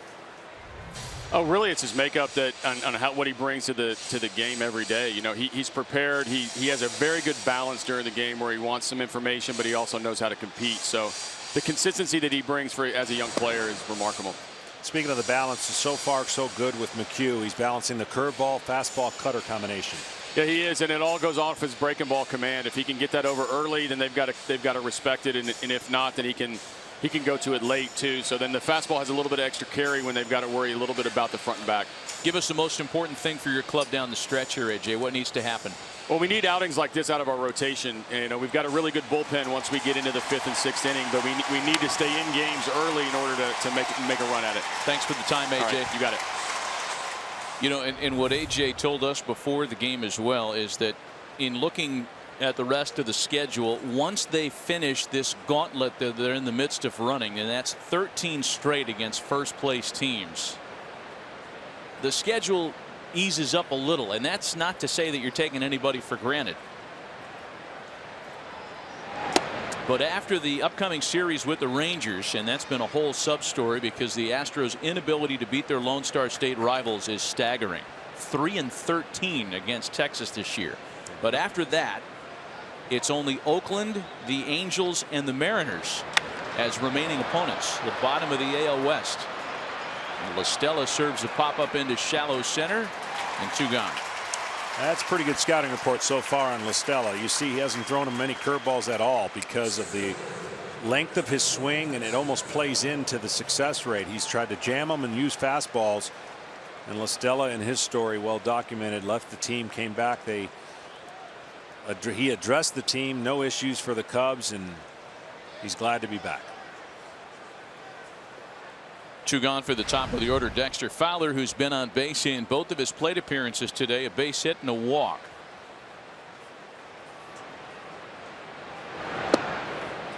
You know, getting back to the Astros versus the Rangers this year, the Rangers are a really good team. But are they that much better a team than the Astros? I mean, they just have not matched up well against Texas. Houston's good. Tip your cap. They're one of the best teams in baseball. But to go 13-3 against the Astros that's astounding. Yeah, there's no doubt it becomes a head game. I mean, there's no doubt that's what happens. I forget, isn't it didn't somebody make a comment on the Astros that the Rangers weren't that good, or it may have been Ken Giles earlier in the year. Yeah, and that just feeds into, like, okay, really? You know you're beat when you're making those kind of comments after getting beat a lot. Well, the Texas did it to Houston last year as well in August and September, and that effectively won the division for them. 2 balls and 2 strikes to Dexter Fowler. You take those 13 losses against the Rangers away from the Houston record this year, and I know you can't do that, of course, but it's a whole different story. Well, they at one point, the Astros got to 2 games back in the division. They were in a hot stretch. The Rangers were reeling. The Rangers went ahead and made, speaking of those moves, the Rangers went and made a bunch of moves which pole vaulted them into the team and lead that they've got, whereas the Astros not as much. And of course, it's been a different story since then. Still 2-2 to Fowler. Rangers went out and got everybody they could have and wanted. They sure did. And put themselves in that elite category. I mean, to go get either Jonathan Lucroy or Carlos Beltran would have been a big deal. They went and got both of them. Yep.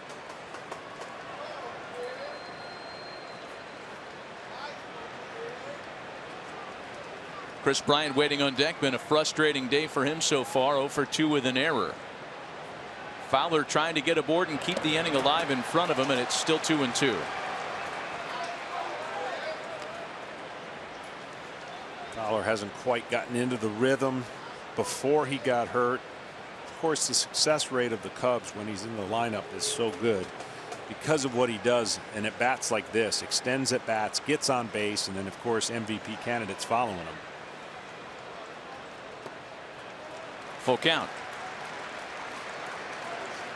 But we just watched the previous at bat with Baez, and McHugh never really threw him a strike, and even though it got to 3-2, still didn't throw him a strike and ended up striking him out. Now you know the difference between throwing a pitches to Fowlers. You've got to make quality pitches to get him out. Been a lot of full counts on Colin McHugh's watch so far today, and most of them have gone his way. A big strikeout to make for a 1-2-3 fifth. Still a one-run game, and stay tuned for an exclusive look at Warner Brothers' release of Scully in theaters now.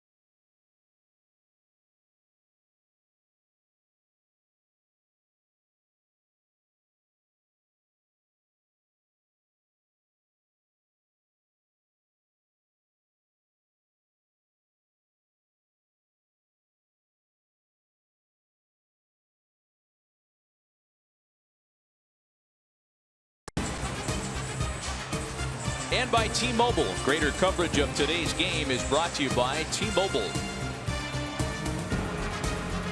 A one-run game as we go to the bottom half of the fifth inning, and Alex Bregman leads things off. First pitch swinging from John Lackey. That's a foul ball up the third baseline. It was Bregman's solo home run, a part of a two-run third that broke the scoring open today, or at least eased it open. Just a 2-1 game here, middle of the afternoon. Cubs countered with one run in the top half of the fourth.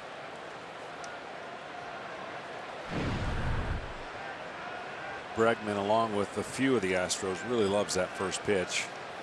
You see he's reached base in 24 straight games. Yeah, that's turning into a notable streak. A rookie to reach base in 24 straight. In terms of franchise history and major league history.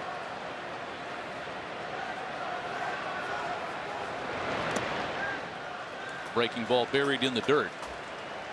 Gerald Young, the former Astro, has the franchise record for rookies to reach base safely in consecutive games. Did it in 29 straight games in his rookie year of 1987.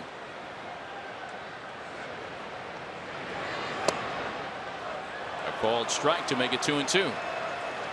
Hanging changeup that he got away with. Did Lackey. Watch how this ball comes up and hangs, and then late kind of belt high strike. Breaking ball bounced to shortstop for Baez and one away.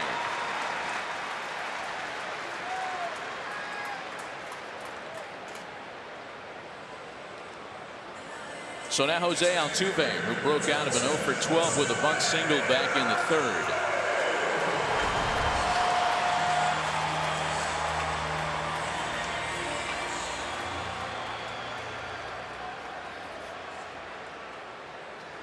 Altuve trying to accomplish something this year that only a handful of American League players have ever done. This year he's trying to be just the 5th player in league history to lead the junior circuit in hits for 3 straight seasons. And it's pretty heady company that he's trying to keep up with. Ty Cobb, Tony Oliva, Kirby Puckett, and Ichiro. The only players to have previously accomplished that. He punches a pop-up into right, and there's Hayward for out number 2. Yeah, and you mentioned he's just a little bit off with his stroke because he covers so much of the plate. He's similar, really, if you think about Pedroia when he came on the scene, of a young guy, small guy with power up certain areas. Altuve, as you look at all those numbers, he doesn't walk that much. So he's actually getting it done via the swing and aggressively. Doesn't matter where the pitch is, he's going after it, and that's just great hand-eye coordination.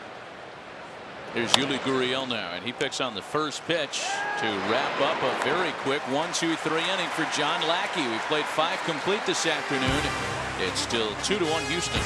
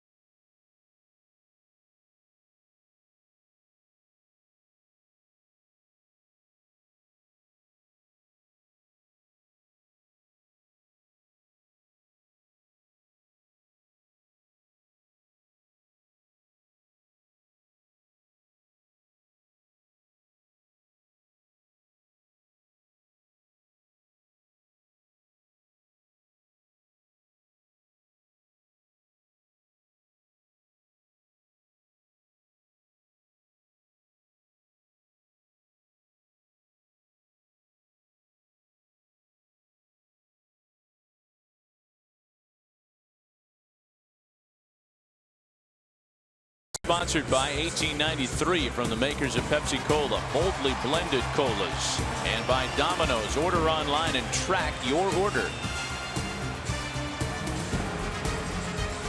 Pitching change for the Astros. Colin McHugh's afternoon is done after 5 very strong innings today. McHugh gives up the 1 run and leaves with a 1-run lead. Hands the ball to right-hander Chris Davinsky, who will get Chris Bryant, Anthony Rizzo, and Jorge Soler. Yeah, very funky mechanics. Some falls away from his delivery and fastball, as you see right there, but he has nasty stuff. His slider, throws it downhill, and his changeup acts like a splitter. And I think it's his best pitch. You see the velocity on his fastball. Slider at 81, changeup at 80, but it's a plus fastball. Command issues at times, but he has been invaluable for this bullpen as he served some gap innings to fulfill. He's been so good that it's been a kind of a discussion point around here as to whether or not he should be in the starting rotation as we take a look at what John was just mentioning. Yeah, it's a little bit unorthodox as far as at the end where he falls away. He's got a little bit of a hitch, and then when he falls away, that front shoulder can leak towards first base and have command issues. But you saw that changeup? That changeup is filthy, and the changeup is the kryptonite for Bryant. That's the only thing that he has not been able to master on the year, as his numbers speak for themselves. It's the right-handed changeup to a right-handed batter in Bryant.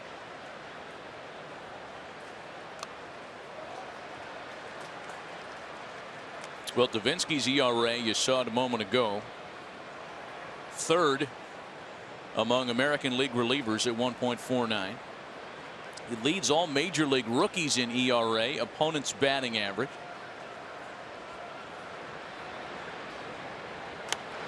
And Bryant pops it up. Castro hoping for a play. He's going to have one, and there's one gone.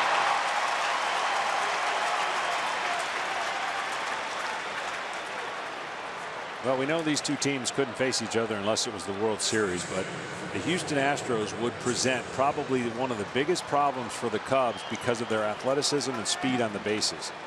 As we mentioned, the Cubs have covered every area of the ball club that they have a strength in, with the exception of you can steal and run on their starters just by the pure numbers.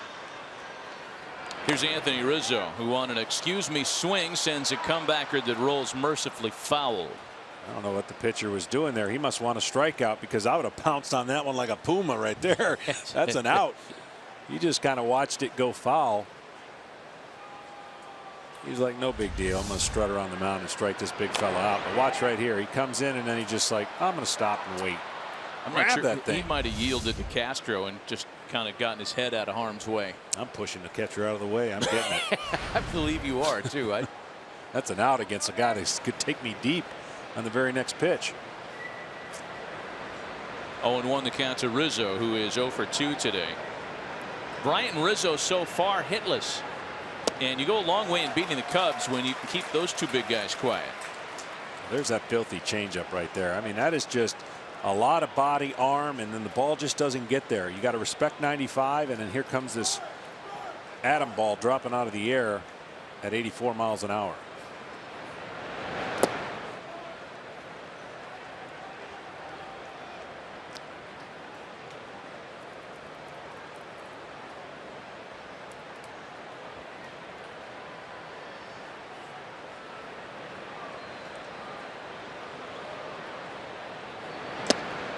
Two balls and 2 strikes to Rizzo. Rizzo, of course, unlike many of the guys in the game, will change his swing based on the pitch and the approach. He chokes up a little bit more and finds a way to put the ball in play. And he won't sacrifice a lot of power, by the way, in doing so. He's so strong that he realizes the importance of executing with 2 strikes and changing the approach. Jorge Soler waiting on deck. He has struck out, walked, and scored today. Another full count pitch on its way, and Rizzo goes down swinging.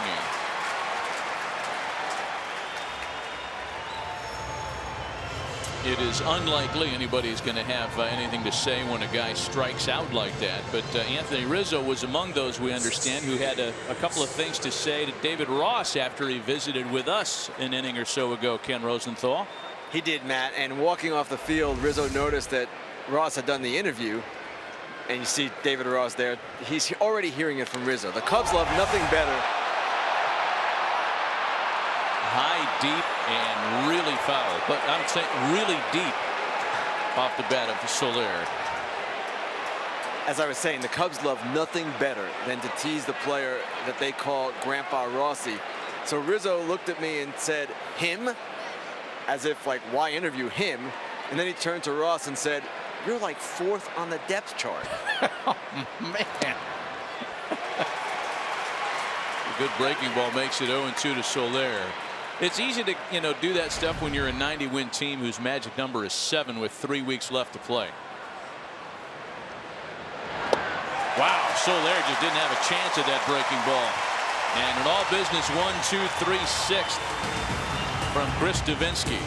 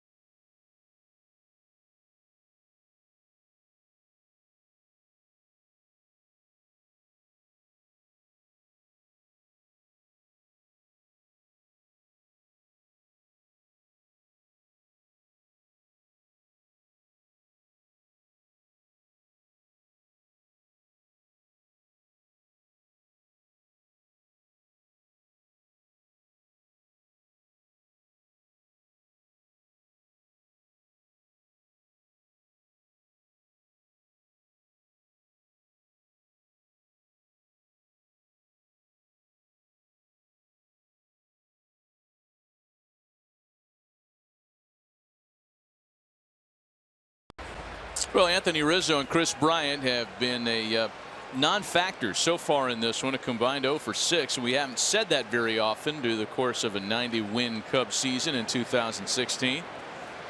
Two players that are pretty important in the Cubs' grand scheme of things. And John Lackey continues in a one-run game facing Marwin Gonzalez, Colby Rasmus, and A.J. Reed.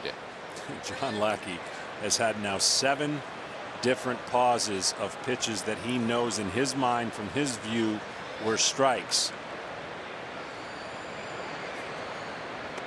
And I'm just telling you, if he's like any other pitcher, he's going to go in after the game and he's going to look at the video, and it's going to heat him up a little bit more at times. There'll be 2 pitches that he looks at and goes, I overreacted there. But the other ones were strikes in his mind. 2 balls and no strikes to Marwin Gonzalez.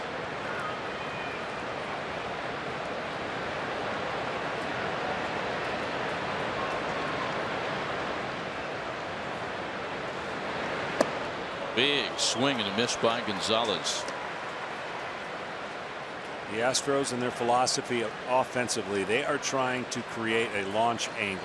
We hear this all the time, of 25 to 30 degrees.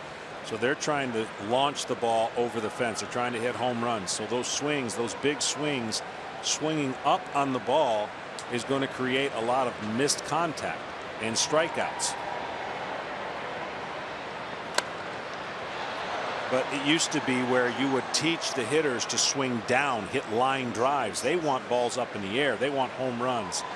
And that's how they've constructed their lineup. And you got to take what you get. Sometimes you're going to get high strikeout totals. You see the hitting coach. But it's an organizational philosophy that they're teaching in the minor leagues as well.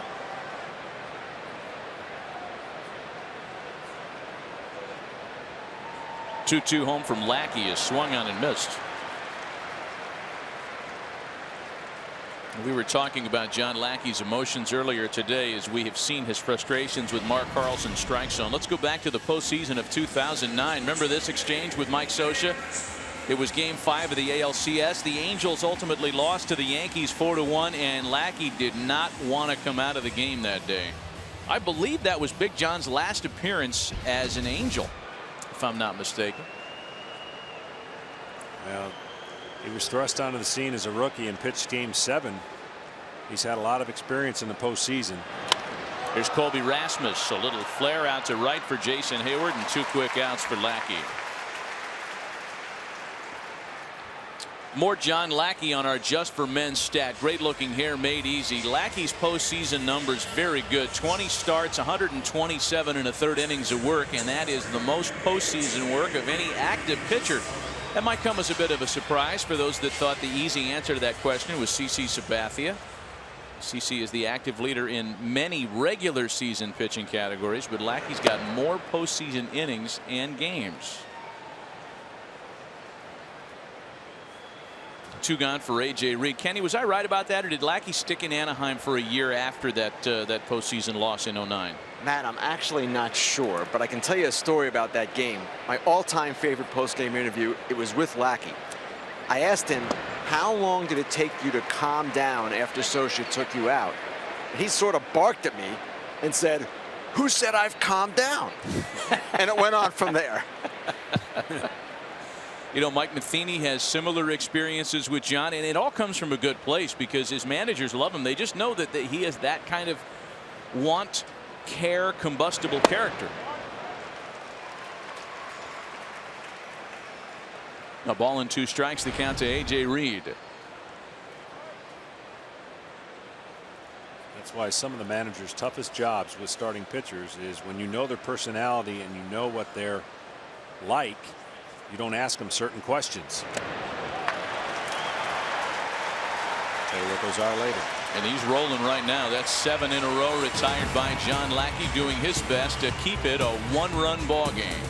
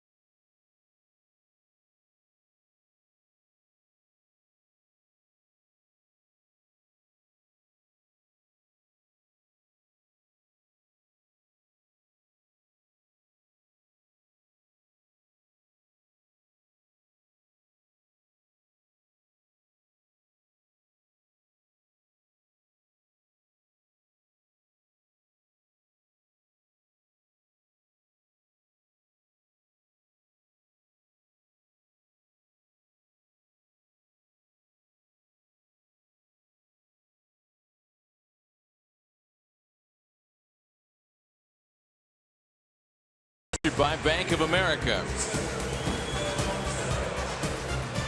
Still a 1-run ball game, going to the back 3rd in this one, and John Lackey's day is done.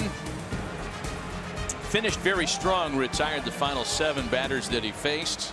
Did walk 3, but allows just the 2 earned runs over 6 innings of work today. Leaves on the bad end of a 2-1 score so far. We'll see if his Cubs can get him off the hook Miguel Montero will begin that process against the new reliever right-hander Will Harris, a 2016 All-Star, takes over on the mound for Houston. Yeah, fastball, big curveball combination. Was the closer there for a while when they were having issues. His fastball cuts, and there's the big overhand curveball. Gregerson started out. Harris, now Giles, mixing and matching the bullpen to try and do whatever it takes to win a baseball game. 2 balls and a strike to Miguel Montero. Montero, Contreras, and Hayward here in the Chicago 7th.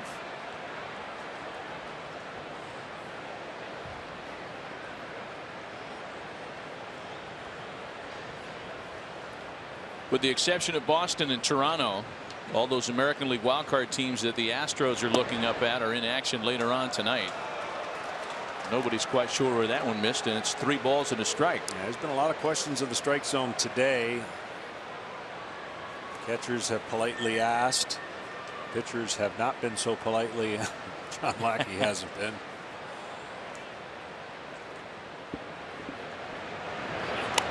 Full count, 3-2. In terms of Toronto and Boston, that's a 3-1 Blue Jays lead in the top half of the 7th. That is. Well, the American League can thank in particular to Mr. Harris and his All-Star for home field advantage because of the job he did coming in to nail it down or help preserve for the American League. Had that bases loaded strikeout of Aledmys Diaz. 1 gone here as we remind you about the unforgettable games, undeniable greatness, and unstoppable drama of the 2016 postseason. It all begins October 4th. Go to MLB.com/postseason for a full schedule. And on cue, talking about the Astros in pursuit of a wild card berth, 2.5 games back of the 2nd chair that currently belongs to Baltimore and Detroit, locked up in a dead heat for that one. Yeah, good news, bad news for Houston. Baltimore and Detroit are playing each other, so good news is they're going to gain on somebody if they win. Right. It's the other person they can't gain on. You ideally want those teams in front of you to lose, but at least you can gain on one of those teams because they are in a deadlock, Detroit and Baltimore. Ubaldo Jimenez and Jordan Zimmerman coming off the shelf today. The team that's made that wild card race just about as interesting as it could be is the Yankees. It's unreal. Joe Girardi has done a nice job. He made a lot of changes and a lot of trades to build the future of the Yankees, but the future might be now. We'll have the Yankees and Red Sox next Saturday at Fenway Park as Contreras tried to check his swing. It's 2 balls and a strike. He does so successfully. The Yankees are at home tonight with Masahiro Tanaka.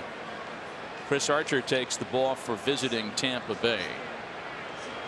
Yankees trying to win their 7th in a row today.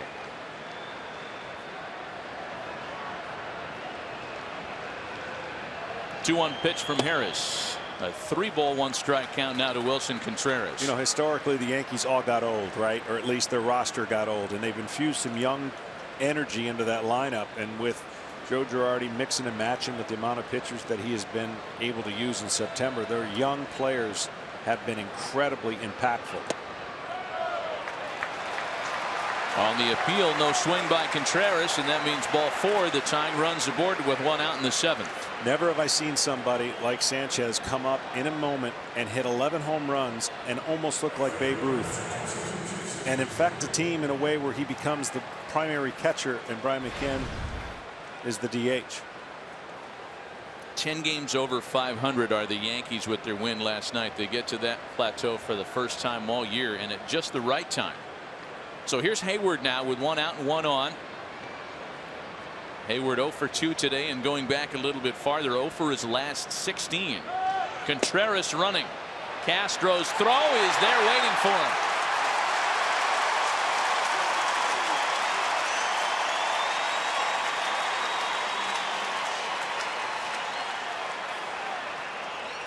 Two gone here in the 7th. That's It's just not a very good jump unless there's a missed hit and run scenario, and Castro got rid of it quickly. Nothing Contreras could do. Not close, not reviewable. None of the new science and technology is going to make that one look any different. No, but I have a feeling, Matt, that there will be potentially a rule change because yes, of the Houston scenario that played out in Cleveland. Yeah. Pitch to Hayward. It's fouled away.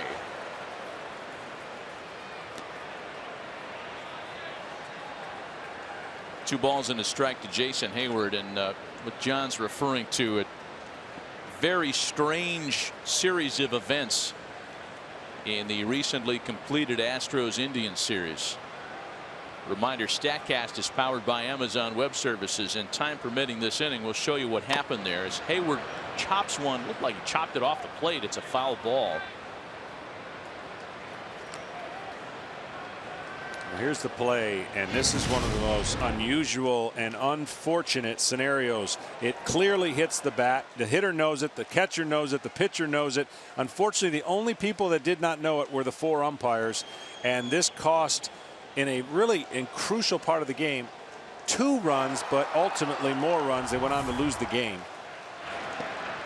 And I think what's going to happen, just my personal opinion, I have no stake into knowing any knowledge or someone telling me. I think that eventually they'll tweak some rules to say when a run has been affected by a play, it's reviewable. Regardless of the situation, because they boxed that call.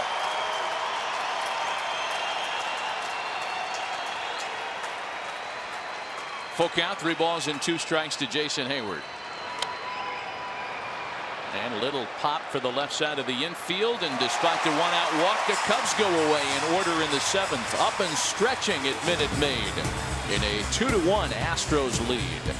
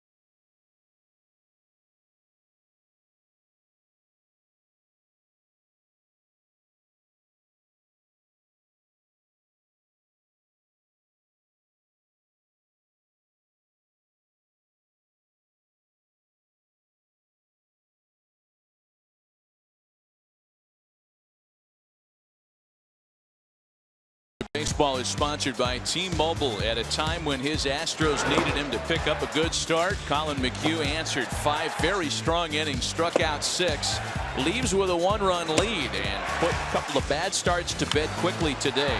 He's pitched much better at home, and that was the case again this afternoon. And it's funny, even talking with Joe Madden, he said we've run into a couple of pitchers whose home road splits are not exactly great, but much better at home. And they're on this road trip facing a couple guys whose splits are not good except for at home. And Colin McHugh fits that mold. Right-hander Justin Grimm takes over here in the 7th. We would all hope feeling a little better than the way he felt during his last outing. He pitched in the series finale against the Brewers a few days ago. Faced one batter, and then Joe Maddon went and removed him. Justin was not feeling well, and I think Joe saved himself and the dry cleaners a potential problem by getting him out of the ball game when he did. Joe said as much after the contest. Jason Castro leads things off. Castro, Marisnick, and Springer here in the Houston half of the 7th, looking to pad a small 1-run advantage. Grimm's got good stuff. You see the curveball already. Curveball, slider, fastball. The Cubs' pen's getting healthier, and if it keeps getting healthier, it's going to get scarier for teams in the postseason because they can shorten a game with just about anybody as well. Of course, Chapman at the end of that. Grimm has played a big role lately.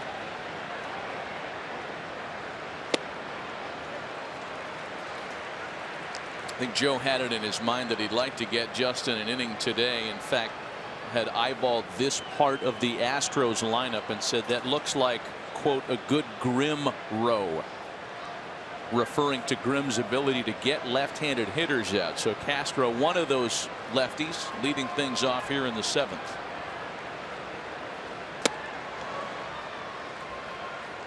Two balls and 2 strikes.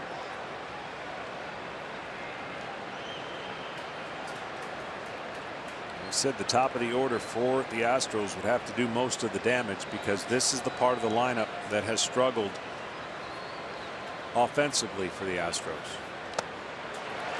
A violent swing and a miss. One gone for Grimm to start the 7th.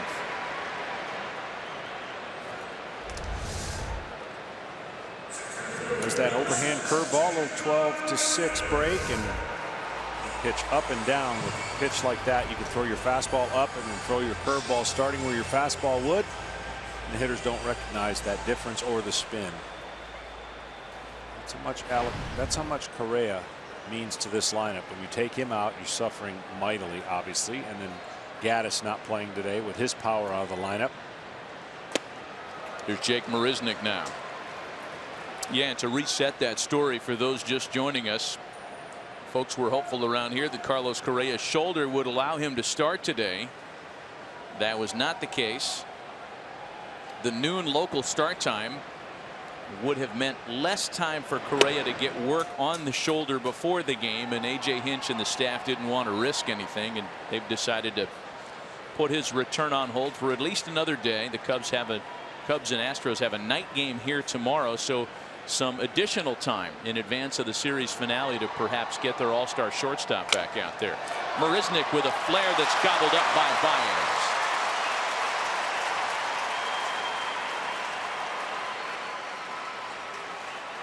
Today's telecast is sponsored by Falcon Tires, the official tire of Major League Baseball, and by Verizon. Welcome to the Verizon LTE Advanced, the next-gen network. Just to finish that subject, when he pinched his shoulder diving, so it creates an inflammation, and when you get inflammation in the shoulder, that's one of the hardest joints to get inflammation out, so you have to wait, and then when that inflammation comes out of your shoulder, you lose a little bit of that strength. And for a guy who relies on that shoulder to hit a baseball like he does, that's what's going to take the timetable. And when he comes back, can he fire the bat through the zone without any residual effects that cause a long-term problem? George Springer is hitless so far on George Springer bobblehead day. Takes a strike. It's 1-1. I suppose there are worse things than going hitless on your own bobblehead day, such as the case a few years ago in Milwaukee when closer Bob Wickman was traded on Bob Wickman poster day. You know, the marketing people and the baseball ops people aren't necessarily working in simpatico on these things. Yeah. If a guy's going to get traded, they don't care if there's a bobblehead day or a poster day or a life-size statue giveaway happening that afternoon.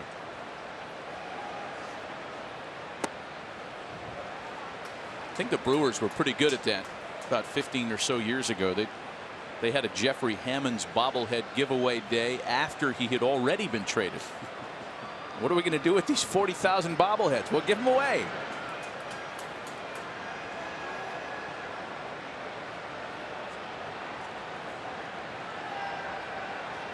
3 balls and a strike to Springer. And there's ball 4.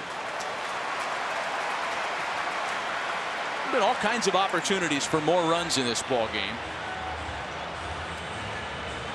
And here's a chance now for Alex Bregman to bat with a runner on. Yeah, as I mentioned earlier, he, along with Altuve, loved this first pitch. Bregman, 467 when he puts that first pitch in play coming into the game. 14 hits.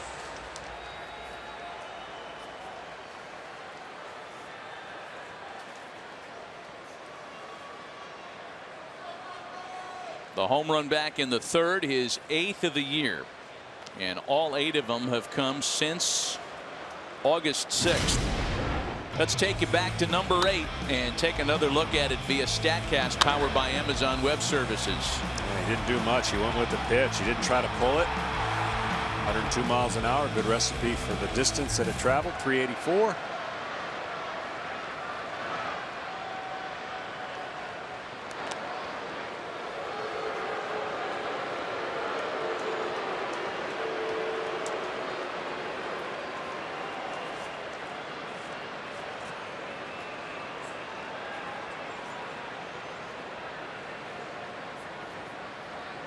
Another check-in throw for Springer.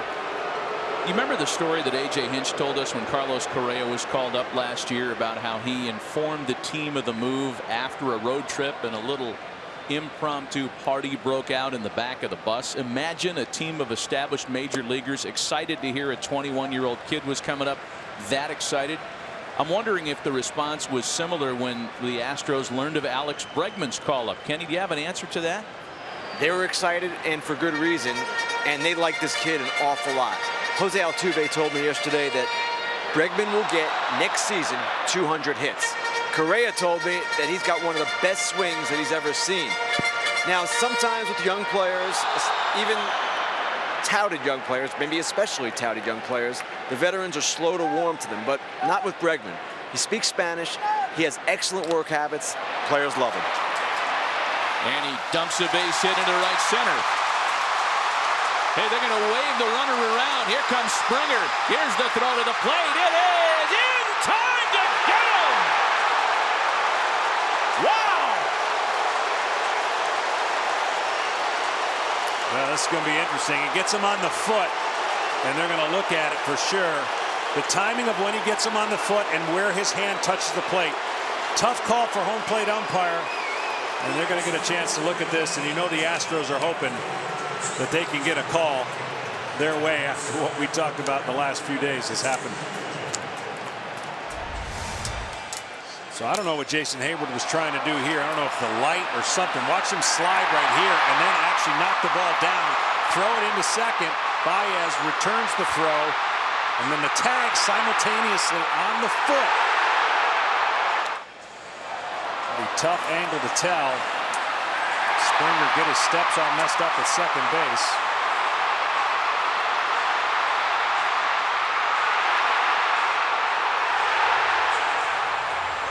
Slow down the tag once again. It's going to be close. We need the other view. If there's any way that they're looking at the other view. Fans are responding here to the Jumbotron, feeling like I think those are Cub fans. Safe. Oh, you think so? Yeah, I think they're that's Cub possible. fans. Yeah. They've been pretty loud today. I don't know that we're going to get a. This will be our best look. I think it's awfully close, but they're going to have a hard time reversing this call.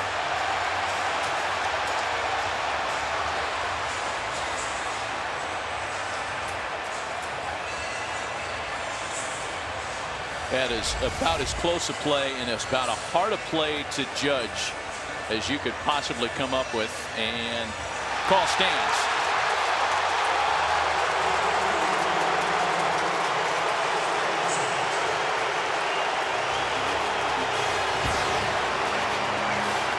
To the 8th, and after a challenge, still a one-run ball game in Houston.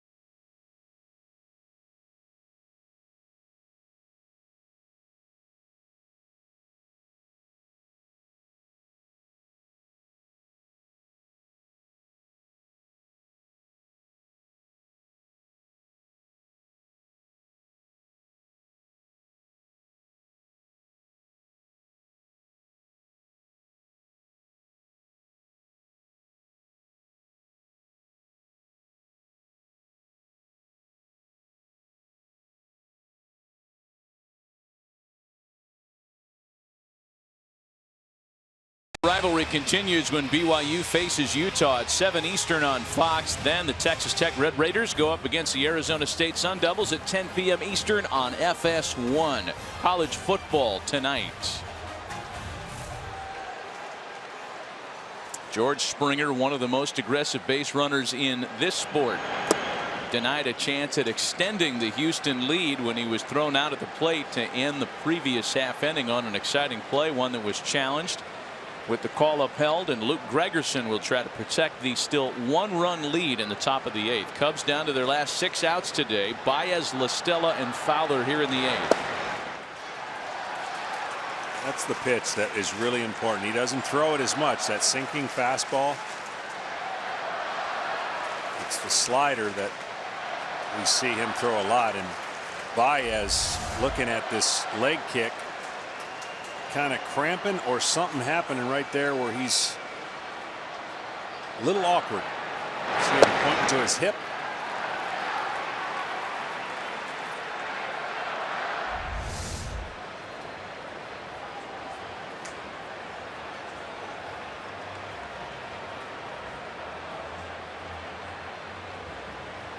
He'll talk his way into sticking around. A ball and a strike to Javier Baez.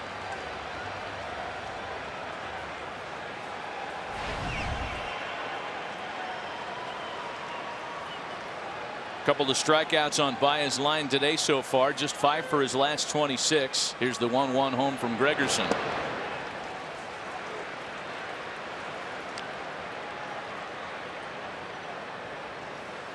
Luke Gregerson's been very good since about the beginning of May. You could say that about so much of the Astros game. You just take April off the books, be a whole different story. Baez with a high fly ball on the left. He's going to settle in for Rasmus at the wall. Just missed it. I'll tell you what, that is, talk about lift in a baseball. That is as high as you can get it. Just missing right there. Obviously nothing wrong with his hip. Short left field porch. Didn't you and I see a ball hit the roof here a couple years ago? Yeah, it's amazing. This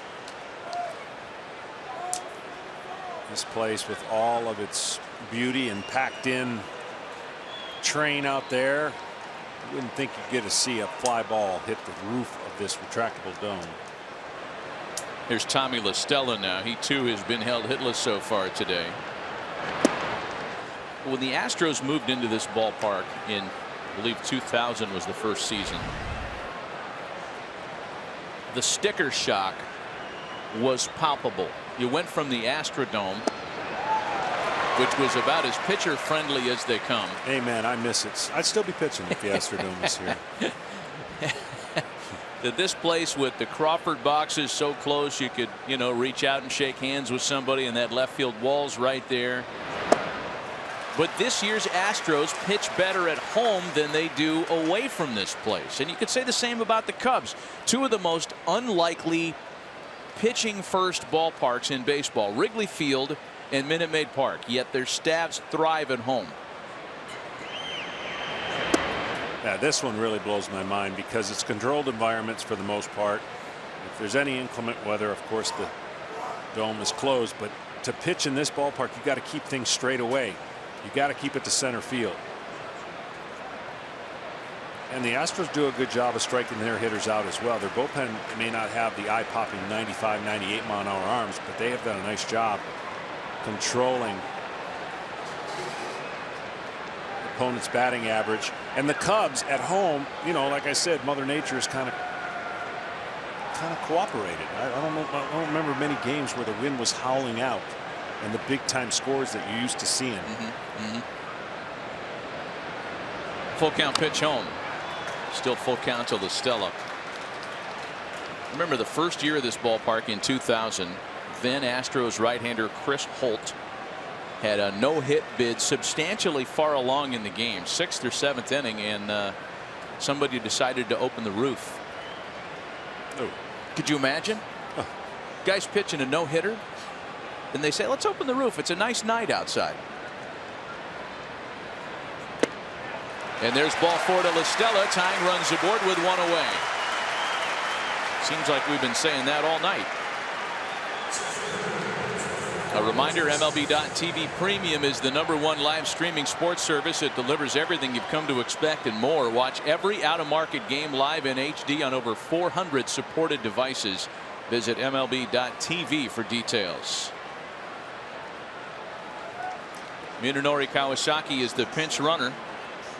He'll take over at first base for LaStella and likely stay in the ball game defensively.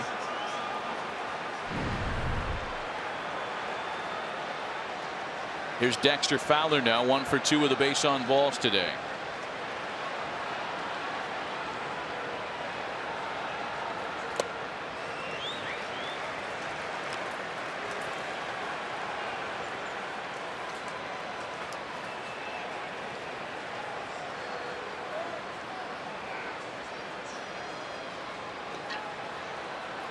Bryant and Rizzo waiting for another chance in this one. They have been quiet this afternoon. 0 for 6 combined, and we talked about that not happening a lot this year, as it's 1-1 on Fowler. What they refer to as Brizzo, the combination of the 2 MVP candidates. They've gone hitless in the same game only 10 times this year. The Cubs, as you would guess, have lost more of those than they've won. They're 4 and 6 when Chris Bryant and Anthony Rizzo were both hitless. Fowler bunts that one foul.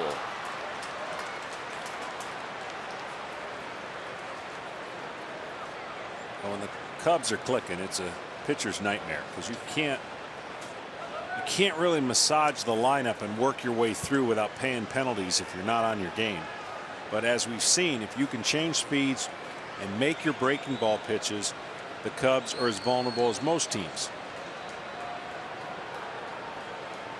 Closer Ken Giles is up in the Houston bullpen. And reminded the last time you and I were here, it's that last feeling of the Gregerson game that we mentioned against Kansas City that led them to go get more power in Giles in that big trade in Velasquez.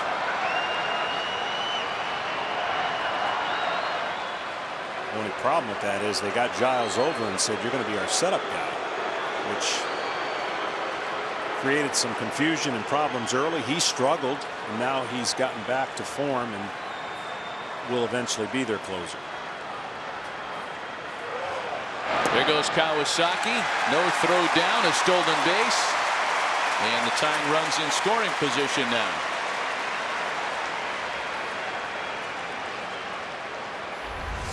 This was the bigger leg kick and the breaking ball, 2 combinations that a base runner is going to be able to take advantage of. And with 2 strikes, you take your chances. If they throw them out, you got Fowler leading off in the 9th. Now you have Fowler with an opportunity to tie the game up or take the lead with a runner in second.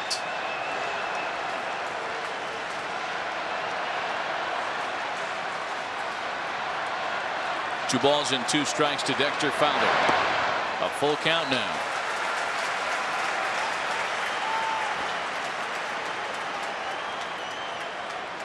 The National League's home run leader waiting on deck, and he has been conspicuously quiet as mentioned.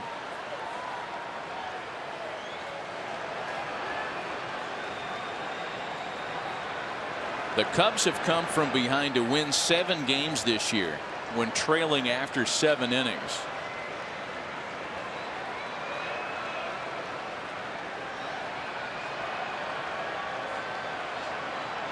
Full count pitch, swung on and missed. Big strikeout for Luke Gregerson.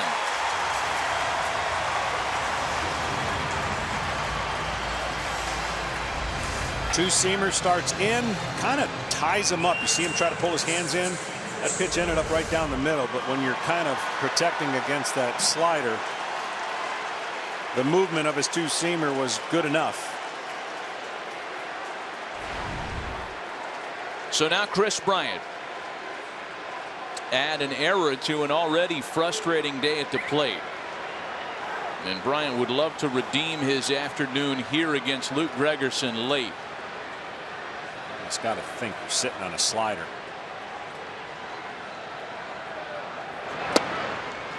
You know, it's the old Sergio Romo thing. You know what's coming. It's just a matter of hitting it. That one he gave him a different angle to that slider. It didn't break laterally as much as it was as a traditional slider. That one hung in the middle, so Bryant obviously didn't want that pitch or trying to attack the first pitch. Another one in for a strike. So the first pitch, he kind of drops down. Watch this ball back up. See how it backed up over the middle? If you know that's coming, that's a homer. And the second one was much better.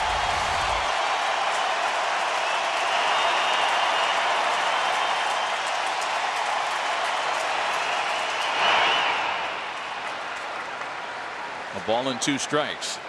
What's amazing about him and Romo, meaning Gregerson and Romo, they both pitch off the first base side of the rubber, which loses the angle, from my opinion, on what leverage you have as a right-hander against a right-hander. So in other words, he's starting his slider into a right-hander to break it away.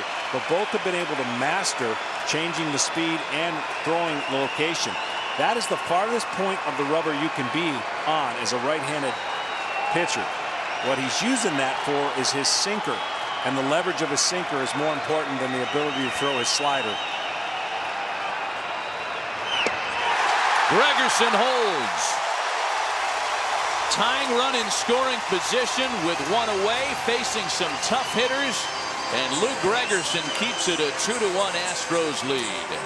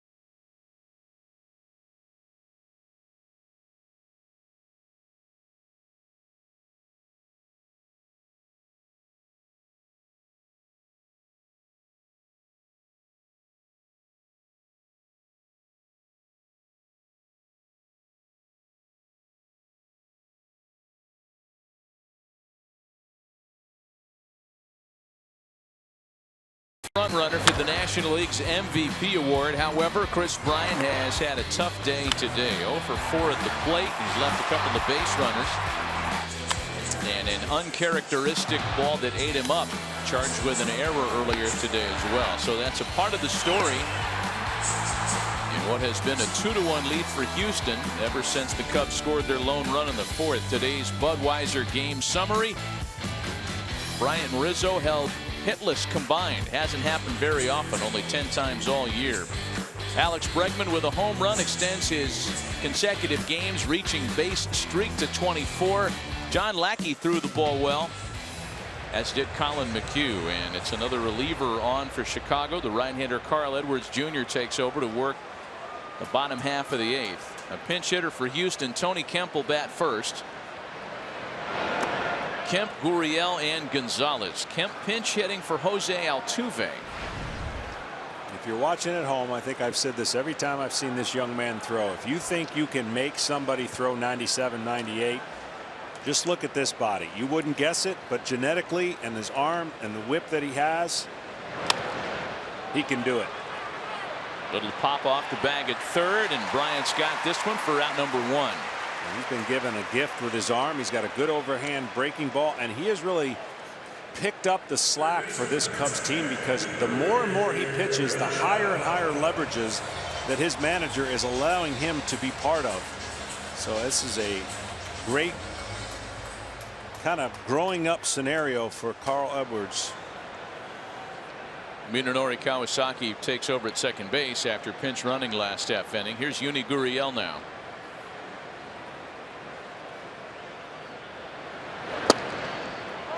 No word officially as to why Jose Altuve was removed from the game. In addition to struggling, just 1 for his last 14, he had been dealing with a sore calf, and A.J. Hinch removes him late today. Wow. I'm sorry. I can't help myself. See a good pitch and down in the zone, lower than probably what he would like. Same spot, called for a strike. 2 balls and a strike to Gurriel.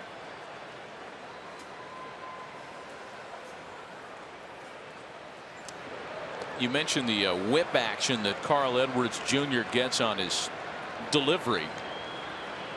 His walks over his whip, walks and hits over innings pitched, is also just as impressive. .72. Opponent's batting average at .5. He's had a fine year in a couple of stints with the big league team. Full count now, 3-2.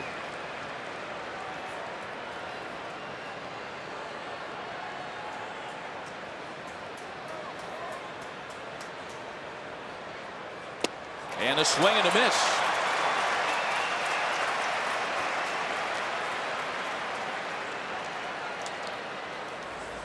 Reminder, today's telecast is sponsored by T-Mobile, bringing you greater coverage of today's game.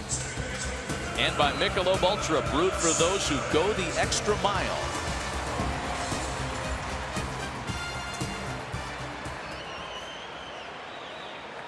Two quick outs for Carl Edwards Jr. Now it's Marwin Gonzalez with the bases empty.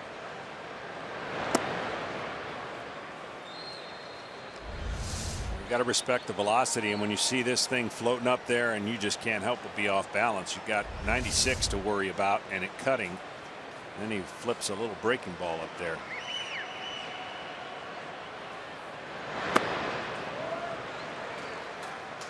The other game in progress today, everything else later tonight. Boston in Toronto, and the Red Sox are making it interesting. It's now a 3-2 Toronto lead, that one in the last of the 8th. Those 2 games separated by only 2 teams atop the AL East.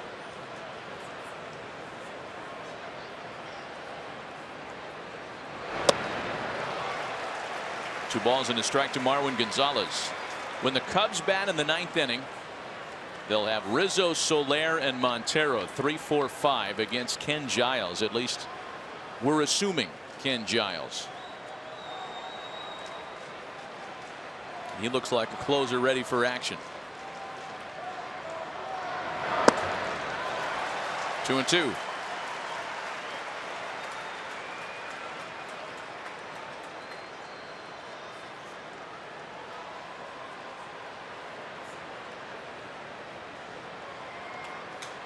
Speaking of the Blue Jays, I have to look twice when I look at Marwin Gonzalez. He's a switch hitter. When he's in from the left side, I know who he is, but when I see him from the neck up, I think Jose Bautista. He's got that finely manicured jet black facial hair.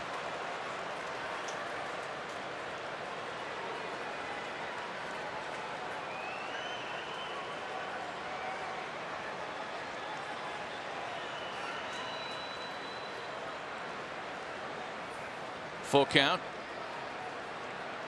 And Gonzalez wants to think about it. Colby Rasmus waiting on deck.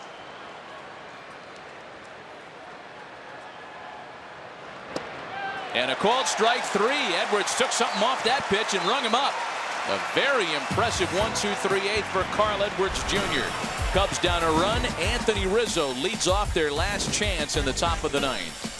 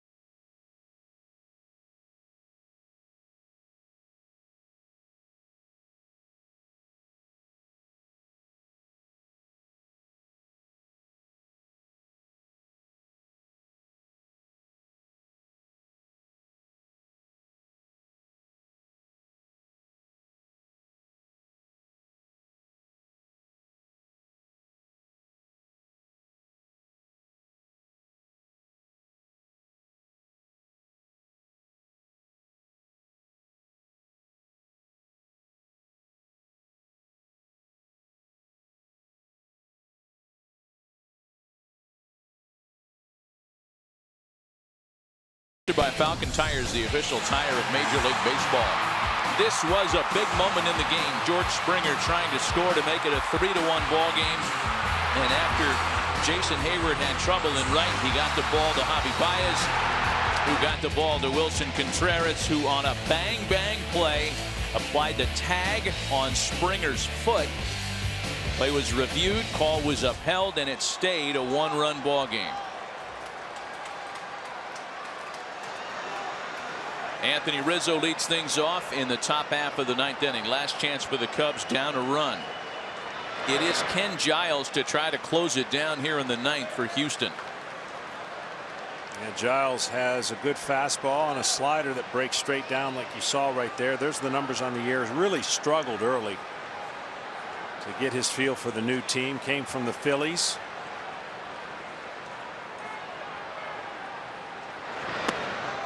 I think anytime you go from a scenario where your team hasn't had much to expect, where the Phillies were bad, to a team who's in the thrust of coming off of a playoff series last year, expectations go through the roof, and sometimes you don't adapt as quickly as you would like. 2 balls and no strikes to Anthony Rizzo.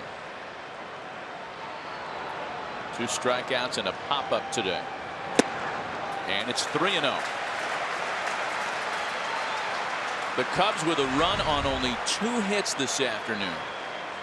They've been limited to 2 or fewer hits in a game only twice all year. They lost both of those games that came before the All-Star break. 3-0. And there's ball 4. Giles loses Rizzo on a 4-pitch walk. The tying run aboard once again.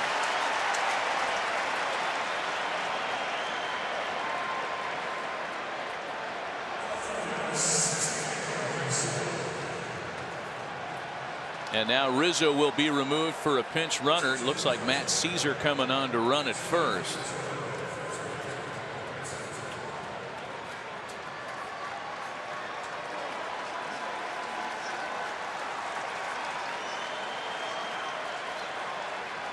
So that'll bring up Jorge Soler, who has struck out twice, walked, and scored the lone Cubs run today.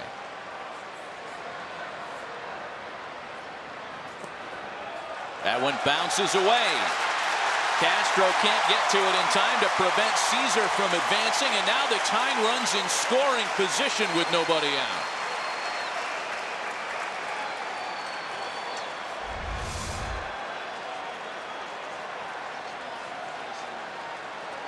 Well, there's the pitch in the dirt that you've got to be ready as a guy that comes off the bench, anticipate something like this and react quickly. Of course, the Astros are going to want to say that he swung the bat, but 5 pitches missed the strike zone in a row to enter the 9th. That wild pitch, by the way, the second of the afternoon by Astros pitching, and Houston's major league leading 86th of the year. A potentially costly one here. A ball and a strike to Soler. Giles onto the stretch, and a fastball stays high, 2-1.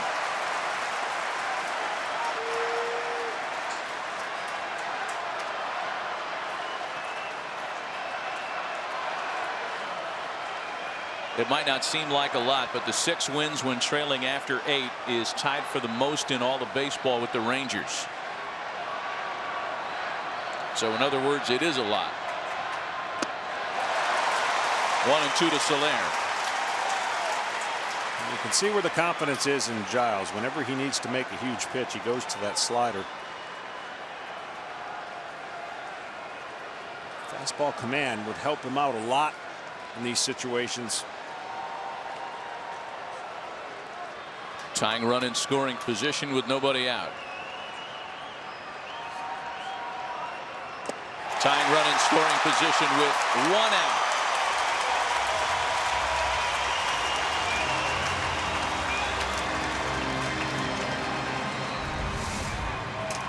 He gets away with this one right there. That one just, again, backed up over the middle of the plate. Soler. Big swing. Bad result. Cubs are now 0 for 8 with runners in scoring position this afternoon. That'll bring back Miguel Montero. who has one of the 2 Cubs hits and the only extra base hit of the day for Chicago. A double that came back in the 4th. That's bounced to first base. Reed's got it. And Chicago's down to its final out with the tying run 90 feet away. Well, now a little pressure on the catcher with the runner at third, and you mentioned the wild pitches that the Astros have on the year. You got an aggressive hitter at the plate, an aggressive pitcher with a slider on the mound. Castro's going to have to really work hard if anything's thrown in the dirt.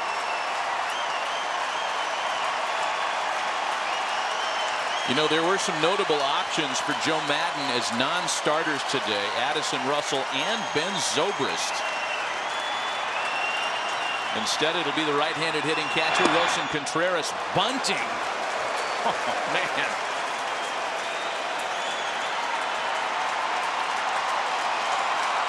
Oh, and 1.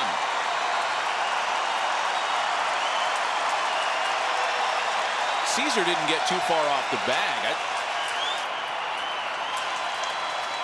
I can't tell if that came from the dugout or not, John. On his own.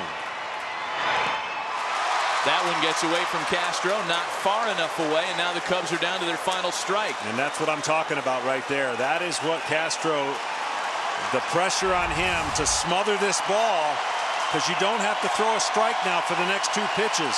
So you know the pitcher's trying to think down with the slider. Castro did a great job keeping it out in front.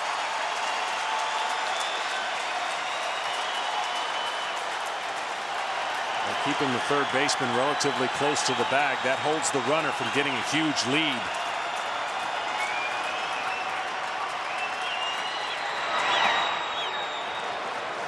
One and 2 to Wilson Contreras.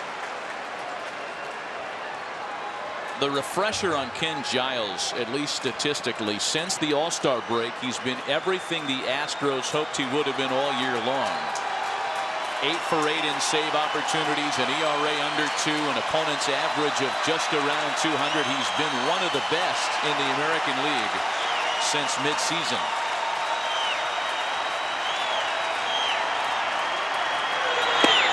And the Astros hang on at home this afternoon.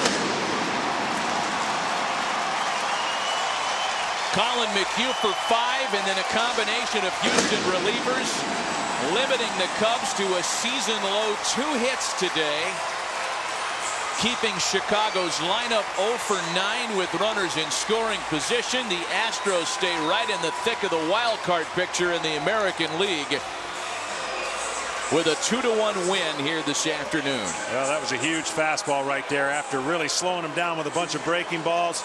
He's got a good one. He's got a good fastball. He just needs to trust it.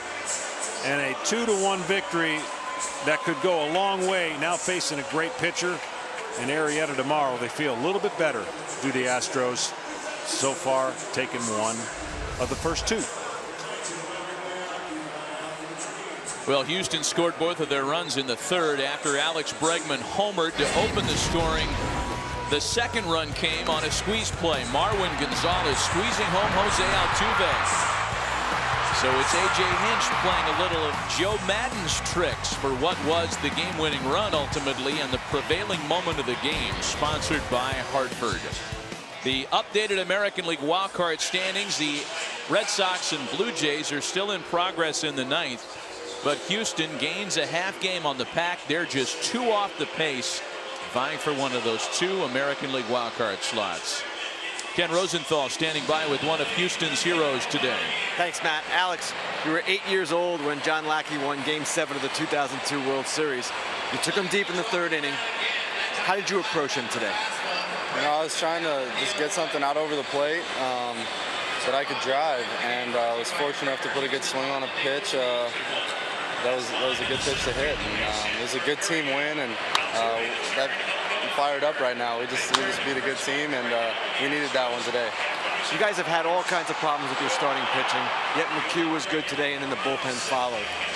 How much can you see that happening the rest of the season with the pitching? Oh, I can see it. I definitely can see it happening. These guys are competitors. McHugh did a great job today getting us off to a great start, and our bullpen was phenomenal as always. Will, Ken, and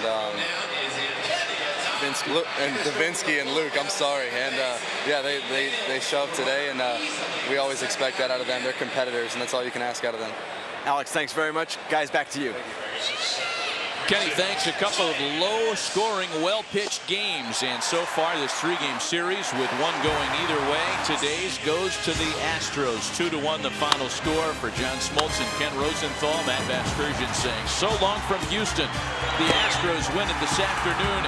We'll get you out to the studio with Ryan Field, Eric Karros, and Frank Thomas right after a quick commercial timeout.